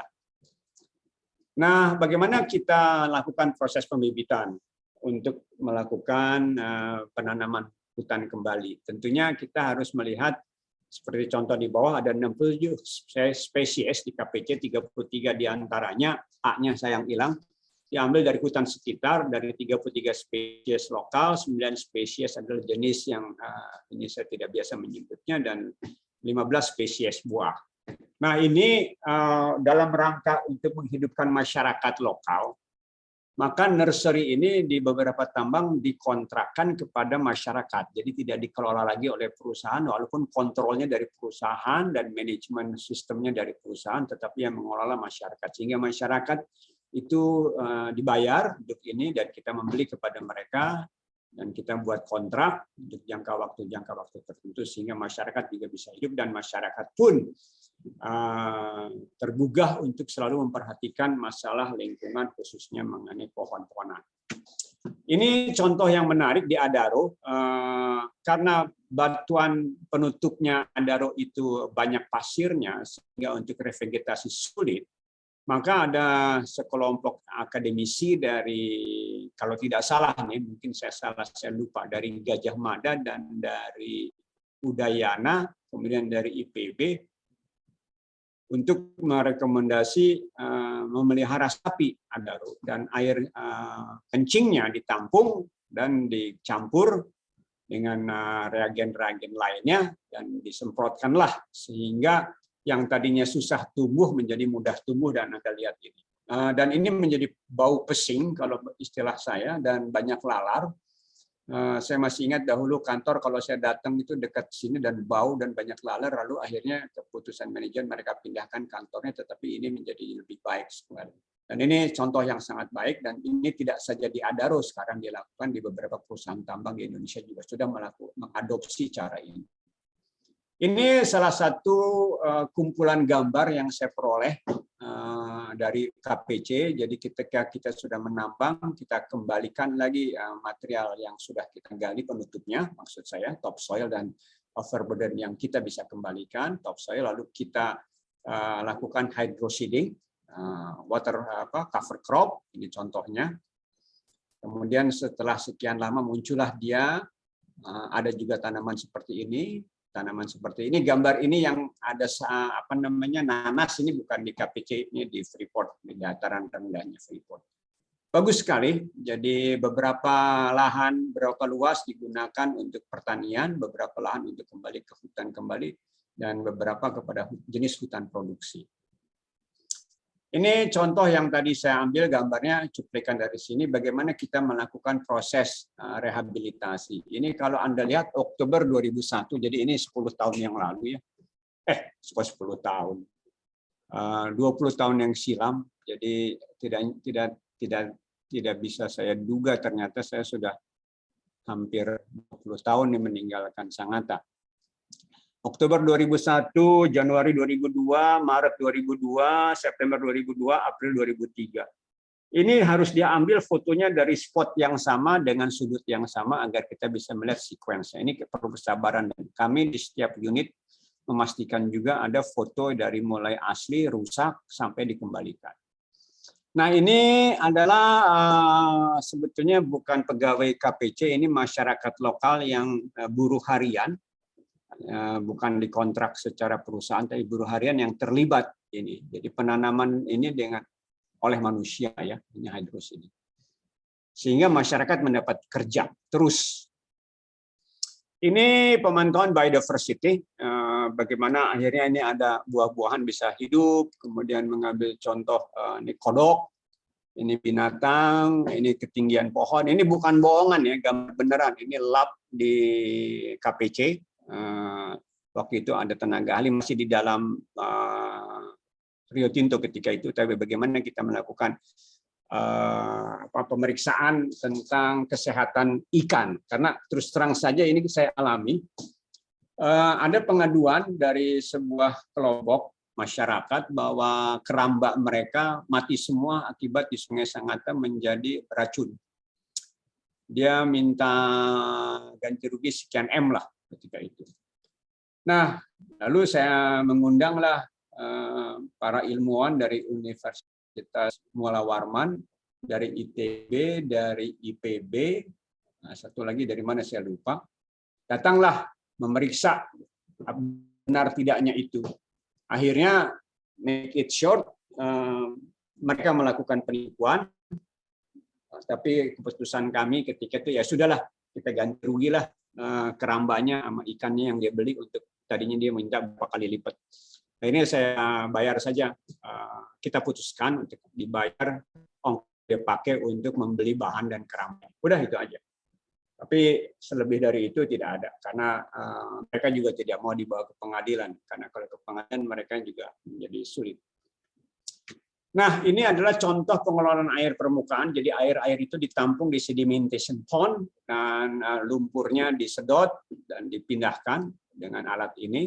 Dan bagaimana kita membuat sedimentation pond yang akhirnya ke badan sungai, sebelum ke badan sungai dia ada semacam bendungan ini. Dan di sini kita kontrol airnya, baik kualitas parameter fisik maupun parameter kimia. Ini contoh yang paling baik di Indonesia yang pernah ada, studi kasus di tambang emas Kelian, atau kita bilang Kelian Equatorial Mining milik Rio Tinto. Sebelum dan sesudah pasca tambang. Jadi ini sebelumnya lubangnya seperti ini, jadi kita disebut wet management ya. Ini bagus sekali. Biayanya cukup besar sehingga boleh dikatakan Rio Tinto revenue-nya ya tidak semuanya habis, tapi mengembalikan ke pelestarian lingkungan yang sangat baik dan diakui di dunia ketika itu. Ini salah satu ilustrasi studi kasus di tambang emas Kelian, katakanlah misalnya. Dari kolam bilas atas, ada ke kolam bilas bawah, CN-nya sekian, kemudian masuk CN-nya sekian. Sehingga ini bisa digunakan sungai ini oleh masyarakat dengan baik, dan saya katakanlah ilustrasinya seperti ini. Jadi ini bisa dipakai buat white water sport, walaupun white water sport ini bukan di Sungai Kelian, ini di Bali. Cuman saya memberi contoh aja seperti ini. Nikmatilah hidup itu, jangan selalu kerja. Ini contoh sedimen kontrol dengan ban bekas, semuanya hampir semuanya di KPC, kecuali ini 2 di Jumon, Nusa Tenggara. Bagaimana ban bekas besar itu kita gunakan untuk water control drainage atau water control sedimentation. Ini ban-ban bekas besar, seperti ini, akhirnya seperti ini, dan seperti ini. Bisa Anda bayangkan, ini lumpur-lumpur terkena, terhambat oleh lubang-lubang si ban, dan akhirnya menjadi tumbuh seperti ini. Dan airnya menjadi jernih di bawah, di hilirnya. Ini contoh bioremediasi di KPC, material yang mengandung hidrokarbon. Bagus sekali contohnya. Nah, on-site discussion ini mestinya dalam bahasa Indonesia. Biasanya kita lakukan setelah hujan kalau di tambang terbuka, di mana ada bendungan-bendungan lepas, kemudian ada longsoran-longsoran yang membawa material asam, TSS meningkat, dan kita harus lakukan segera setelah hujan. Ini salah satu contoh saya di Bengalon ini, di atasnya Sangatta. Jadi persis habis hujan kita langsung lihat ke lapangan bagaimana kotornya sedimentasi ini, erosi membawa ke sungai. Kita harus bisa kontrol. Dan mengenai safety, jadi oh ya di sini don't fix the blame but fix the problem, man, katanya. Jadi Anda jangan main marah-marah. Kalau ada masalah ya bukan marah yang harus dibangkitkan, tapi bagaimana mensolusikan. Ini contoh satu ketika saya inspeksi di tambang batubara bawah tanah akibat kecelakaan yang membawa kematian. Sangat sebentar sekali kejadian itu. Maaf. Ya. Ini kematian sangat mudah terjadi di tambang bawah tanah. Tambang terbuka juga bisa, tapi tambang bawah tanah sangat mudah sekali. Dan safety di tambang bawah tanah sangat penting. Anda harus dengan pakaian yang proper, yang baik. Ini juga kita sedang ada di persimpangan, kita sedang diskusi on-site bagaimana mengatasi adanya runtuhan batuan di persimpangan bawah tanah. Dan ini harus kita lakukan langsung, tidak bisa Anda cerita di kantor. Anda harus punya nyali dan punya pikiran. Dan ya berdoalah kepada Allah Subhanahu wa Ta'ala. Tidak masalah masuk lubang, aman. Amin. Kita masuk, kita lihat mana problemnya, bagaimana kita mengatasi. Jadi leadership sangat penting. You don't just fix the blame, and then you don't just point your finger, but you've got to be on site to see what's going on. You have to be able to be like lead by example. You don't just keep shouting, keep talking in the office. You should show your leadership. Baik, ini kolam pengendap serial dan yang tidak, contoh-contoh dari berbagai lokasi yang ada di unit kita. Jadi satu di Dairi sebelah kiri atas, ini bukan main-main, ini sungguhan gambar ini. Kemudian di Adaro di tengah atas ini, sebetulnya tadinya tidak berencana difoto, ini orang sedang ngasih tahu saya, ini loh Pak, nang kini loh. Akhirnya diambil, nah udah. Ini di Citra Palu 2. Kita ada titik penataan atau compliance point yang ada peraturan, ada tulisannya. Disinilah titik penataan nomor berapa, apa saja parameter yang harus diambil dan bagaimana. Itu semua harus ada tertulis sehingga ketika kita membuat laporan kita tahu di mana ambil sampelnya. Kemudian diolah di laboratorium, ini ada di KPC, ini bagaimana kita mengambil sampel air, dan biasanya mengambil sampel air di daerah aliran air atau di dalam waduk atau genangan, kita tidak boleh sendiri.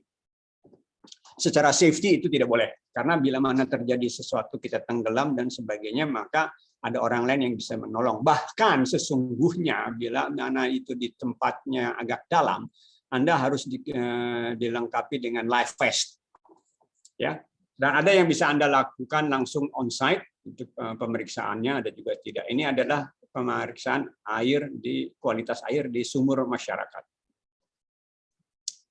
Ini keanekaragaman hayati atau biodiversity. Ini adalah di Sangatta, KPC, di mana Anda bisa jumpai orang hutan. Dan ini terus terang saja ini ada pagar. Ketika saya di sana, suatu ketika hari Sabtu pagi, ya jam 10-an gitu, kita sedang masak nasi goreng, istri saya terus sedang, itu ada apa tuh? Suara-suara, monyet datang. Pas saya buka, pintunya ada 2, jadi pintu kayu dengan pintu ram kawat untuk nyamuk lah ya. Wih, ada monyet di luar ini. Saya nggak berhasil mendapat potret, tapi saya cerita, terus kawan saya yang lain juga punya fotonya. Anda lihat tajamnya, sangat tajam. Jadi kalau Anda ketangkep dia digigit ya, lumayan deh, bisa mati bahkan. Ini biodiversity yang lain di hutan, selalu kita menebang hutan untuk membuka tambang dan kita ukur density pohon dan jenisnya dan diameternya. Jadi yang harus kita pikirkan begini ya, saudara-saudari sekalian. Mengambil tambang, membuka tambang, Anda akan membongkar bentang alam. Dan Anda bisa bayangkan berapa penyerapan CO2 yang hilang. Berapa peluang penghasilan O2 yang kilat. Nah, tapi apa financial yang Anda bangkitkan? Sehingga mass balance ini harus Anda hitung secara finansial. Bagaimana keuntungan bagi masyarakat, bagi pemerintah, dan bagi investor. Dan bagaimana Anda menjanjikan itu untuk kembali. Setidak-tidaknya itu harus ada pikiran dan melakukan itu. Karena kalau kita tidak melakukan ini, maka kita tidak sustain. Dan itu yang harus kita sincere melakukannya. Nah, tidak pernah tidak ada yang mempunyai risiko setiap aktivitas. Tapi bagaimana memanage risiko tersebut adalah sesuatu hal yang paling penting. Dan kita harus mampu sebelum kita membuka, melakukan mapping biodiversity. Ini yang dilakukan, gambar bawah adalah ketika kami melakukan mapping biodiversity di Gorontalo Minerals. Ini di Gorontalo Minerals, ini adalah pembalakan hutan oleh illegal logging. Bagaimana kita waktu saya di Sangatta dibantu tadi Pak Chandra membangkitkan semangat masyarakat hobi foto untuk melakukan pemotretan. Ini potret-potret yang diambil oleh para karyawan atau insinyur di KPC dan kita bikin undian bagaimana dia mendapatkan foto yang terbaik ini dan apa saja ini dari biodiversity yang setelah ditambang ditanam kembali dan kita nemukan kembali ini, nemukan kembali bed, nemukan kembali ini. Ini adalah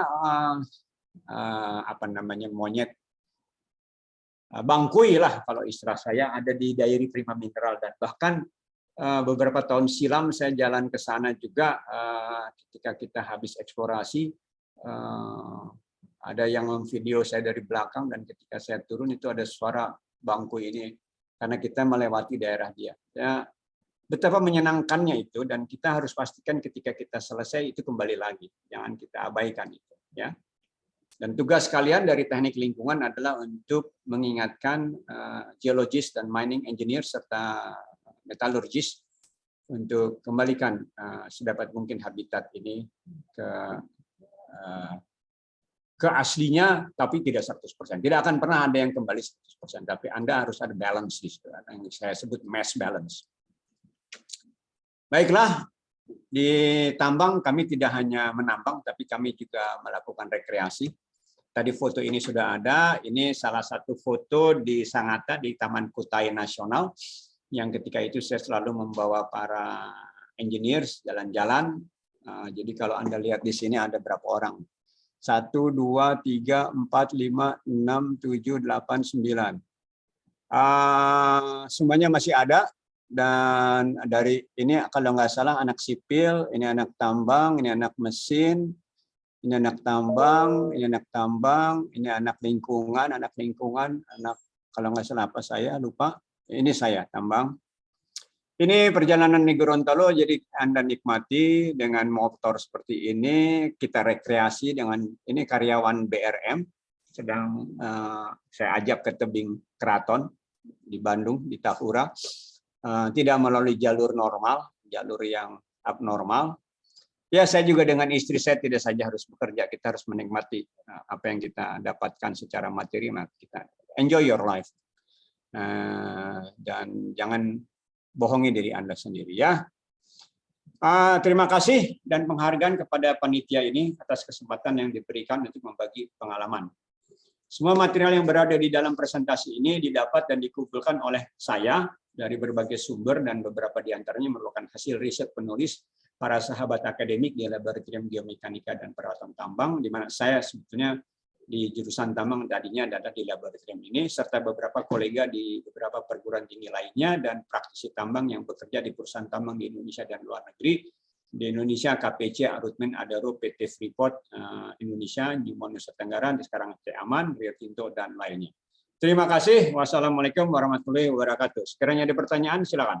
Waalaikumsalam warahmatullahi wabarakatuh. Wah, ini luar biasa, ini menarik sekali, Pak Suseno. Baik, di sini sudah ada beberapa pertanyaan, Pak. Di kolom chat saya akan coba bacakan. Pertama ini dari atau mau langsung bertanya kepada Pak Suseno? Langsung aja dah. Langsung aja mungkin. Saya namanya dipanggilnya Seno ya, bukan Pak Susen, Seno, panggil aja Seno. ya, gimana Desi? Silakan bertanya langsung untuk memperkenalkan diri dulu. Silakan. Halo Pak Seno, Halo perkenalkan lagi. saya Diana dari Teknik Lingkungan Angkatan 2018 Pak. Nah, saya izin Oh. bertanya Pak. Kebetulan ini relate ya Pak sama pelajaran AMDAL di Universitas Bakri. Nah, kalau boleh tahu, saya pengen dengar ini Pak, pengalaman Bapak selama bekerja di pertambangan. Kira-kira ada nggak ya Pak kendala dari masyarakat ataupun dampak dari pertambangan ini yang berhubungan sama masyarakat ataupun flora dan fauna di lingkungan sekitarnya. Nah, kalau ada, kira-kira tindakan apa yang Bapak ambil untuk memperbaikinya dan bagaimana respon dari masyarakatnya, Pak? Terima kasih, Pak. Baik, saya jawab langsung ya. Silakan Pak Seno, silakan. Tidak ada sebuah kegiatan industri yang tidak ada penolakan dari masyarakat, apalagi dalam 30 tahun terakhir. Tidak ada. Jadi itu bisa saya katakan karena selama ini usia saya sudah 67 ya. Jadi saya mulai bekerja itu usia 27 juga. Jadi sudah 40 tahun ya, lebih lah sebetulnya waktu jadi mahasiswa juga suka ikut proyek dosen. Nah, ini penolakan itu ada yang penolakan secara murni atau genuine saya katakan, atau ada penolakan yang direkayasa untuk ya Anda tahulah. Penolakan demo itu suka ada yang membiayai kan. Apakah itu kompetisi ataukah itu dari sebuah keinginan tampil. Tapi baiklah, lupakanlah hal itu karena kita jangan diawali dengan prejudice istilah saya. Apa sih yang mereka pertanyakan? Yang mereka tanya itu apa masalahnya? Lalu kita jawablah masalah itu dengan apa yang dia tanya. Dengan data, bukti, dan sebagainya. Yang kedua, kalau sampai ada yang demo, mestinya saya menyalahkan diri saya sendiri. Kok kita tidak sempat melakukan komunikasi dengan masyarakat dengan baik ya? Nah, jadi kita jangan suka menyalahkan dulu orang lain. Saya pun sebagai perusahaan, sebagai wakil dari perusahaan tidak akan selalu menyalahkan orang lain. Saya tanya pada anggota, apa yang kita belum pernah lakukan ya kepada mereka? Apakah pengetahuan ini belum disampaikan atau bagaimana? Sehingga kita introspeksi ke dalam. Nah, yang ketiga, tentunya kita harus punya bantuan dari masyarakat, pemerintah, otoritas. Kita harus berhubungan dengan mereka secara rutin, melaporkan apa yang kita lakukan, fakta. Tidak ada yang harus. Jadi istilah yang mungkin sederhana, tiada dusta di antara kita, Desi. Nggak boleh kita ada dusta, kita harus terbuka cerita. Dan sepanjang yang saya alami, semuanya berjalan dan bisa diselesaikan. Itu saja, alhamdulillah bisa kami selesaikan dengan baik. Masalahnya adalah biasanya waktu. Kalau semacam, apalagi dengan sekarang dengan sosial media itu sudah, waduh, kalau kita tidak berpikir material, cuman berpikir hati saja, mungkin tidak akan bisa terselesaikan karena emosi kita terlibat terlalu banyak. Hindari emosi yang buruk terlibat terlalu banyak. Nanti kurang tidur Anda. Terjawabkah? Bagaimana, Desi? Apakah terjawab? Terima kasih, Bapak. Baik, terima kasih. Berikutnya dari ini dari Dinda Widyastuti. Dindanya ada? Dinda? Ada tuh. Langsung. Iya. Kacamata Dinda. Sama ya Pak ya? Sama kita. Assalamualaikum Pak, saya Dinda Widyastuti dari TLK 2017. Izin bertanya mungkin agak di luar konteks Pak.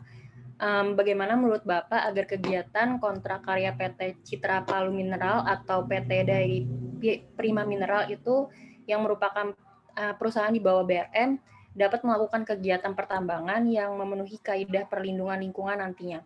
Sementara saya banyak membaca di internet bahwa banyak wilayah kontrak karyanya itu merupakan area illegal mining sebelumnya, Pak. Terima kasih.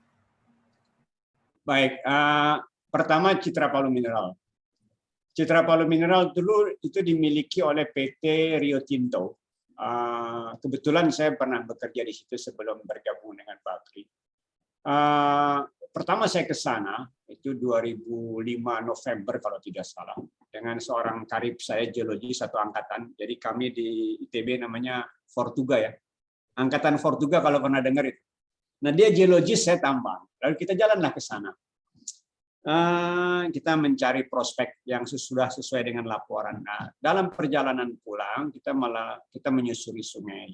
Terus terang saja ketika itu biji-biji mineralisasi emas ini ada memang yang sudah terungkap, terkikis, dan kita sebut juga sebagai bagian yang kita sebut secondary deposit. Itu muncul di aliran sungai dan itu didulang oleh masyarakat. Jadi nugget-nugget itu dijumpai. Nah, bagi saya ini adalah suatu kesejahteraan masyarakat. Masyarakat tidak diberikan kesempatan untuk mendapatkan porsi bekerja dengan quote unquote merata lah. Memang tidak mungkin lah masyarakat kita luas. Sehingga tentunya yang namanya penambang ilegal itu berkembang akhirnya ketika datangnya teknologi-teknologi atau kita sebut apa namanya, kalau tenaga ahli dari asing itu apa namanya kita Pak Diki kita sebut Ekspatriat, Pak. Ekspatriat. Nah, ekspatriat ini kebetulan datangnya dari satu Pongkor, Jawa Barat, Cineam, Tasikmalaya, kemudian dari Jawa Timur. Jadi ini ekspat ini dari lokal juga, dan mereka yang membawa ide menjalankan ini. Nah, baiklah, itu sudah harus kita terima. Tetapi kan pemerintah memberlakukan itu tidak boleh karena dia menggunakan apa? Merkuri. Nah, itu yang Anda juga ketahui, Anda sekalian kita ketahui merkuri tidak boleh. Nah, kan kalau di dalam industri kita tidak ada penggunaan merkuri yang keluar begitu. Nah, akhirnya diberikanlah suatu instruksi dari Presiden ketika itu kepada semua aparat hukum, baik polisi, militer, maupun juga dari KLH untuk menertibkan peti. Nah, di dalam perjalanannya tentunya tim eksternal dan tim lingkungan itu bekerja keras untuk memfasilitasi. Tetapi karena kita ketahui peti itu sangat sulit diberantas, maka kita melakukan beberapa tindakan-tindakan yang merupakan semacam quote unquote pengembangan desa lah. Sehingga baiklah, lu kerja di sana deh, lu jangan ganggu gue dah. Pokoknya ini daerah di sana silakan deh. Pokoknya begini syaratnya mengikuti ini. Udah, itu satu. Yang kedua adalah kita mengurangi dengan cara baik yang boleh akhirnya melakukan kegiatan tambang itu atau ilegal atau peti itu adalah masyarakat lokal sekali. Jadi kita punya istilah namanya ring 1, ring 2, ring 3. Khususnya 3 ring lah, bisa sampai 5 ring. Nah, suatu saat saya di Palu pernah membawa sekelompok masyarakat peti dari daerah lain. Saya tidak sebut daerahnya di sini. Saya panggil ketua kelompoknya, saya ngobrol, saya bilang maaf ya, bukan apa-apa, secara hukum Anda bersalah. Tapi kan kami tidak melakukan pengaduan dan tidak melakukan penyiksaan. Saya bilang, cuman ya jangan di sinilah. Kalau mau masyarakat lokal di sini saya berikan, tapi kan Anda KTP-nya bukan KTP sini. Ya udah Pak, saya nggak punya ongkos nih buat pulang. Keluarlah kita ongkos, pulangkanlah mereka ke daerahnya, dan mereka tidak datang lagi. Itu contoh yang kedua. Contoh yang ketiga tentunya adalah dengan teknologi dan dengan legal. Itu yang kita lakukan. Nah, kalau di CPM itu yang kita lakukan, dan beberapa pegawainya, beberapa peti itu akhirnya juga kita rekrut menjadi pegawai atau jadi kontraktor untuk services dari supply makanan, laundry lah, apalah segala macam. Jadi mereka dilibatkan. Akhirnya mereka punya penghasilan dengan cara yang baik. Nah, itu adalah hal-hal yang kita upayakan. Walaupun itu tidak cukup, masih banyak lagi upaya-upaya lain yang tergantung dari nature of the work that they can do it. Itu pendekatannya, ada pendekatan legal, pendekatan material, maupun pendekatan spiritual. Mudah-mudahan kita bisa lampaui itu semua. Dan kalau Anda sebagai alumni atau sebagai engineer lingkungan, Anda dituntut tidak saja hanya material fisik, tapi juga Anda mempunyai suatu istilah saya kemampuan berkomunikasi dengan masyarakat. bagaimana Anda menceritakan soal program itu dengan sederhana, diterima masyarakat, dan membeli hati mereka. Saya rasa itu. Ada lagi? Terima kasih. Masih ada waktu. Sebenarnya masih banyak nih Pak, cuma untuk yang langsung saya persilakan satu lagi. Nabila, silakan. Baik Pak, terima kasih atas kesempatannya. Selamat siang Pak Seno. Saya Nabila, mahasiswi Teknik Lingkungan Universitas Bakri. Saya izin bertanya Pak terkait dengan upaya reklamasi tambang. Salah satu dampak terhadap lingkungan kan tadi ada perubahan atau kerusakan terhadap topografi ya Pak, seperti lubang-lubang bekas tambang. Nah tadi Bapak paparkan juga ada yang dijadikan kolam. Mungkin di sekitar kita juga ada, mungkin contohnya di Bogor itu dijadikan kolam dan dijadikan tempat wisata. Nah, tapi saya ingin bertanya Pak, apakah kualitas air kolam tersebut tidak akan tercemar dengan zat sisa tambang yang ada sebelumnya? Lalu kemudian selain dijadikan sebagai kolam, apakah ada upaya reklamasi lain seperti untuk mengembalikan bentuk topografinya itu seperti semula gitu Pak, selain dengan reklamasi terhadap vegetasinya gitu Pak? Apakah memungkinkan gitu Pak jika lubang bekas tambangnya itu diuruk atau bagaimana Pak? Cukup itu saja Pak, terima kasih. Baik, itu pertanyaan yang komprehensif sebetulnya. Ketika kita ini buat saya bicara misalnya mineral ya. Mineral itu bisa ada di gunung, bisa ada di bawah tanah. Kalau di gunung tentunya kita kupas hutannya, kita papas gunungnya.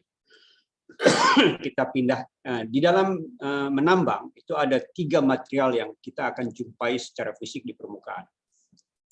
Satu adalah hutan dengan pepohonannya. Kedua adalah material tanah dengan kita sebut material penutupnya. Nanti saya definisikan lagi. Yang ketiga adalah bijihnya. Bijih itu ditutup apa yang kita sebut oleh batuan penutup atau overburden, atau juga batuan atau mineral yang berkadar rendah, di mana kadar rendah itu tidak bisa kita olah lagi, sehingga kita abaikan. Dan itu di dalam pertambangan itu suatu hal yang lazim, dan kita sebut namanya batas di bawah mana kita tidak ambil, dan batas di atas mana kita anggap sebagai mineral berharga, namanya cut off grade, kadar cut off. Baik. Jadi cut off grade yang di bawah nilai tertentu tadi kita sebut sebagai waste, tulisannya waste ya, atau kita sebut overburden material. Dan di atas overburden itu ada topsoil. Baik, ya. Nah, ketika kita menebang hutan, loggingnya kita bayar ke pemerintah, karena itu diukur oleh pemerintah, kita harus bayar kepada pemerintah berapa kubik yang kita potong. Kemudian yang kedua, topsoilnya kita ambil, kita pindahkan ke satu tempat. Kita sebut topsoil management. Nah, waste atau overburden kita taruh juga ke satu tempat. Baru kita ambil bijihnya di bawah. Bila mana itu menjadi lubang yang sangat dalam, tentunya tidak bisa diisi lagi. Tetapi waste yang tadi kita pindahkan ke satu tempat, dengan topsoilnya kita tumbuhkan lagi pohon di situ. Jadilah hutan. Dalam beberapa kondisi, kalau lubang tambangnya sangat dalam, tidak bisa kita isi. Kita menjadi genangan. Bisa menjadi genangan air yang sekarang di beberapa tambang sudah dijadikan tempat untuk listrik surya, di mana panel-panel surya ditaruh di atas pelampung atau semacam ponton yang untuk menyimpan meletakkan sel surya tersebut. Kalau kita hanya satu tambang, satu lubang, tapi kalau kita ada beberapa lubang tambang, biasanya kami melakukan yang tambang kedua, itu bijihnya kita ambil, waste-nya kita taruh ke tambang pertama. Dan yang kita sebut adalah sequential mining. Dan itu banyaknya terjadi di batu bara, karena batu bara sifat deposisinya berbeda dengan biji. Namun di dalam rencana kami yang di Gorontalo Mineral, karena kita melakukannya strategic planning-nya komprehensif dan integrated, jadi saya bilang kepada teman-teman, ini dulu yang diambil, yang ini tanah buangannya, tanah penutupnya ditaruh di satu tempat situ, nanti ketika kita masuk ke prospek yang kedua, waste-nya kita taruh ke lubang yang tadi, dan seterusnya. Nah, itu adalah sekiranya perusahaan tambang itu memiliki dalam satu kompleks beberapa prospek yang ekonomis untuk dilakukan secara berurutan. Nah, saya rasa itu saja yang secara singkat bisa digambarkan, tetapi kita makanya ada topsoil management, ada waste management, dan bagaimana dengan lubang tersebut. Kalau dia tambang bawah, dan kalau biji, itu kalau kita katakan biji kita ambil, dari 1 ton biji ada covernya 1% atau 0,5%, maka sisanya dari 0,5% itu adalah waste akhirnya, dan kita kembalikan. Ada yang dikembalikan kepada daerah tambang yang lubang bekas tambang, ada yang juga masuk ke submarine tailing deposition atau submarine tailing placement. Di Indonesia, submarine tailing placement itu diizinkan sepanjang itu masuk ke laut dalam, di mana nanti kita ada syarat-syaratnya, masuknya harus sekian ratus meter dari permukaan atau berapa puluh meter dari permukaan, biar berhubungan dengan thermocline. Dan di sini di Indonesia adalah di Newmont Nusa Tenggara Timur atau sekarang PT Aman Minerals, dan itu menggunakan sistemnya namanya submarine tailing placement. KLH sudah mengizinkan, saya masih ingat ketika itu salah satu direkturnya Ibu Nelly itu telepon saya, dia bilang, "Sen, itu udah dibuka ya izinnya untuk itu." Nah, oleh karenanya kita melakukan marine biodiversity study untuk Gorontalo. Karena di Gorontalo itu 300 meter dari bibir pantai sudah sampai ke dalam Palu ada 3.000 meter. Jadi peluangnya itu ada. Dan itu tidak akan mengganggu permukaan air laut sekiranya pipa yang dimasukkan sudah berada di bawah batas yang kita bilang isu thermocline. Itu saya rasa cukup menjawab. Nabila, apa kurang? Ada yang miss saya? Terima kasih. Sudah cukup. Baik, Pak Seno, ini semakin banyak yang bertanya, mohon izin saya akan merangkum saja beberapa pertanyaan. Beberapa pertanyaan yang mungkin relate. Jadi ini terkait dengan, saya rasa, ISO 45001 dan ISO 14001. Jadi pertanyaan terkait kriteria resiko frekuensi yang tadi tabel, apakah itu berlaku hanya untuk K3 saja atau lingkungan? Kemudian ini sebenarnya masih nyambung, Pak. Ini hubungannya sama HIRA DC ya, Pak. Jadi sebenarnya langkah terkait dengan jika terjadi kesalahan pada pekerja tambang, dan kemudian jika nanti ada kualitas udara dan air yang melebihi baku mutu, apa yang menurut pengalaman Bapak apa yang dilakukan? Mungkin itu dulu, Pak. Saya jawab dulu yang tadi risiko. Baik. Karena saya sangat senang sekali kalau udah bicara risiko, karena saya itu risiko bukan saja lingkungan. Secara hakiki risiko itu adalah everybody's business, everyone business and everyone issues. Setiap kejadian, setiap kita merencanakan sesuatu, kita harus berpikir kepada peluang kejadian terburuk.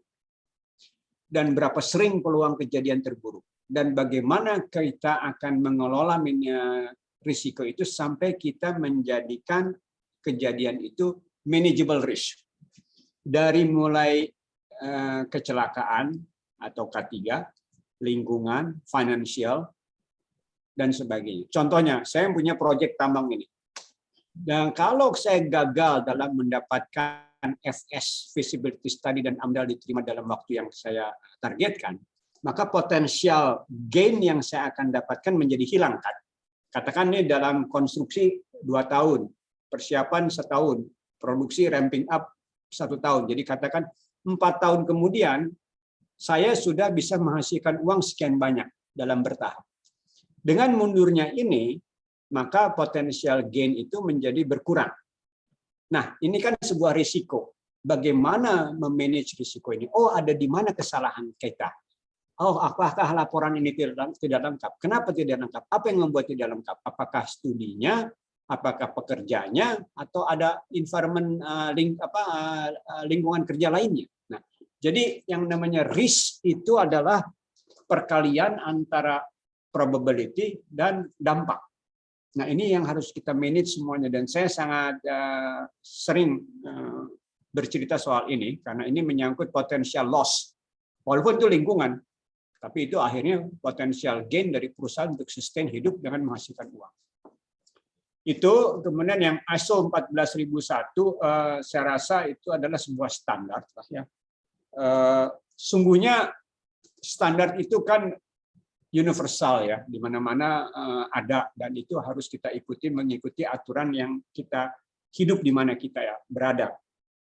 Tetapi kalau kita semua orang sudah memiliki suatu pengetahuan dan kesadaran what is standard, so everybody has got their own standard. Tetapi standar yang diterima oleh masyarakat umum apa misalnya?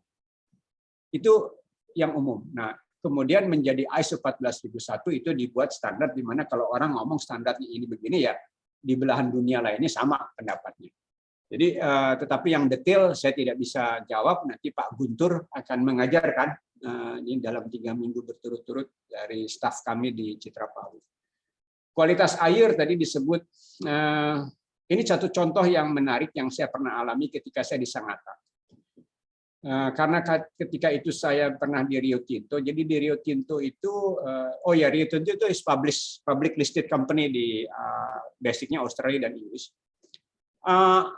Ada namanya material compliance dan spiritual compliance. Material compliance adalah kepatuhan kita kepada peraturan yang harus kita ikuti. Misalnya, katakanlah TSS berapa? 250 ppm atau berapa? Saya lupa sekarang aturan. Ketika itu saya bilang, saya tidak mau TSS di titik-titik compliances saya sebegitu, harus lebih rendah. Mengapa? Kita bisa kok bikin rendah. Mengapa? Karena Indonesia ini mempunyai peluang hujan, banjir, longsor yang sangat besar. Suatu saat Anda mempunyai hujan besar, banjir, longsor, maka kekeruhan di sungai utama menjadi meningkat. Dan saya tidak mau itu tanpa ada suatu pengobatannya. Nah, suatu periode tertentu, saya dipanggil. KPC dipanggil oleh Kepala Badan Lingkungannya Kalimantan Timur. Saya hadir dengan tim. Pak, kenapa Bapak ini parameter ini besar, parameter ini rendah, pH-nya rendah, ini tinggi, segala macam. Baik Pak, seperti kita ketahui kita mengalami hujan besar, kemudian kita ada banjir, ada longsor, sehingga material-material dasar itu terekspos, tersingkap. Dan Bapak seperti kita ketahui, saya bilang kita tiap 3 bulan sekali kan memberi laporan. Nah, laporan dalam 3 bulan sekali itu kan bisa dari hasil monitoring berapa kali saja tidak disebut. Tapi kami waktu itu ada berapa? 13 titik pemantauan apa 16. Tiap hari kita ambil dan saya minta untuk nilai-nilai threshold limitnya tidak boleh melebihi. Sehingga kalau Bapak lihat dalam kurun waktu 1 tahun, compliance kita jauh di bawah yang diminta. Artinya apa Pak? Saya punya tabungan kan, saya bilang. Jadi kalau ini terjadi bisa saja. Yang kedua, dari hasil baseline kita, material-material utamanya secara geologi, dia mengandung misalnya mangan. Secara asli tambang belum dibikin juga mangannya udah besar. Karena geological occurrence dalam istilah kami, itu sudah begitu. Anda misalnya gali tanah di mana lah. Anda akan jumpai misalnya ada PB-nya tinggi, ada ZN-nya tinggi, ada mangannya tinggi. Lalu Anda bangun tambang. Nah, waktu Anda bangun tambang, Anda kelola. Tapi material aslinya itu sudah tinggi. Jadi saya bilang, karena adanya hujan besar dan menjadi longsor dan tersingkap, maka geological occurrence itu sejarahnya menunjukkan demikian. Sehingga kami bukannya menambah, tapi alam membuat ini terbuka. Dan kebetulan salah satu alirannya masuk ke dalam kami. Ya sudah, akhirnya kami disampaikan ucapan terima kasih dan menjadi contoh bagi beberapa perusahaan tambang lainnya untuk melakukan monitoring itu atau pemantauan tiap hari. Jadi beberapa teman anekdot, sialan lo sampelnya. Gara-gara lo tuh gue mesti sampling tiap hari. Ya enggak lah, kita harus patuh lah sama aturan. Dia bilang, kalau lo bisa punya kelebihan, kenapa nggak lo tonjolin gitu kan, gitu aja. Jadi ada spirit dari kita harus. Tidak saja semata-mata comply kepada peraturan, but you've got to have a spirit to be better. To be the best lah, jangan to be better. Setuju Pak, setuju. Baik, ini tidak terasa Pak, waktunya sudah jam 12, tapi memang ini luar biasa sekali Bapak Ibu sekalian, anak-anak sekalian yang hadir di sini, yang hadir juga dari prodi lain, memang Saya rasa saya masih sanggup mendengarkan 2 jam ke depan, Pak Seno. Sudah aus. Ini luar biasa sekali. Ini banyak wawasan baru yang jujur saja kami mendapatkan pencerahan-pencerahan terkait ini. Mungkin nanti jika memang ada dari kami ingin langsung bertanya ke Pak Seno, mungkin boleh perkenankan Pak Seno terkait dengan itu. Kemudian kami mohon izin Pak, apakah boleh ini tayangan ini recordingnya kami tayangkan di YouTube? Di YouTube.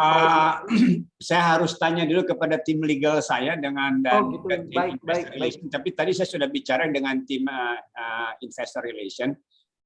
Akan saya buat dalam ini PDF ya. Dan nanti kita serahkan. Nah, bahwa itu YouTube saya belum bisa jawab sekarang karena yang menentukan bukan saya. Kalau saya masih jadi dosen full di ITB dan menjadi akademis mungkin tidak masalah. Tapi karena saya sekarang membawa nama perusahaan terbuka. Baik, terima kasih Pak Seno, Bapak Ibu sekalian yang hadir di sini. Mungkin dengan waktu yang sudah pukul 12 saat ini, kita memang mendapatkan banyak sekali pencerahan, banyak sekali ilmu. Semoga apa yang Pak Seno tadi sampaikan menjadi berkah dan pahala buat Pak Seno khususnya, dan manfaat buat kita umumnya. Dan semoga akan ada kelanjutan nih Pak Seno nih terkait dengan mahasiswa kami mungkin yang akan berangkat ke CPM nanti, termasuk saya insya Allah nanti akan berangkat ke CPM untuk mungkin makin banyak belajar di sana dan berdiskusi dengan teman-teman di CPM, dan semoga semakin banyak dari kita yang semakin ter-encourage dari sini. Kita ini banyak PR-nya sebenarnya terkait dengan permasalahan di lingkungan tambang ini. Ini Pak Seno belum ngobrolin propernya, belum ngobrolin LCA dan lain-lain. Ini baru kulit di luarnya saja, ini kami sudah sangat luar biasa. Makanya memang perlu ada sesi-sesi berikutnya, mungkin nanti ada Pak Guntur yang akan masuk ke dalam beberapa sesi terkait dengan beberapa mata kuliah. Itu saja mungkin dari kami. Terima kasih Pak Seno atas kehadirannya, Bapak Ibu sekalian. Semoga kembali lagi saya sampaikan bahwa ini sangat luar biasa sekali. Semoga bermanfaat dan menjadi barokah buat kita semua. Amin. Saya tutup. Wabillahi taufiq wal hidayah. Wassalamualaikum warahmatullahi wabarakatuh. Amin. Terima kasih. Sampai jumpa. Waalaikumsalam. Terima kasih. Sampai jumpa. Terima kasih Pak. Terima kasih kembali semuanya. Banyak Pak. Terima kasih Pak.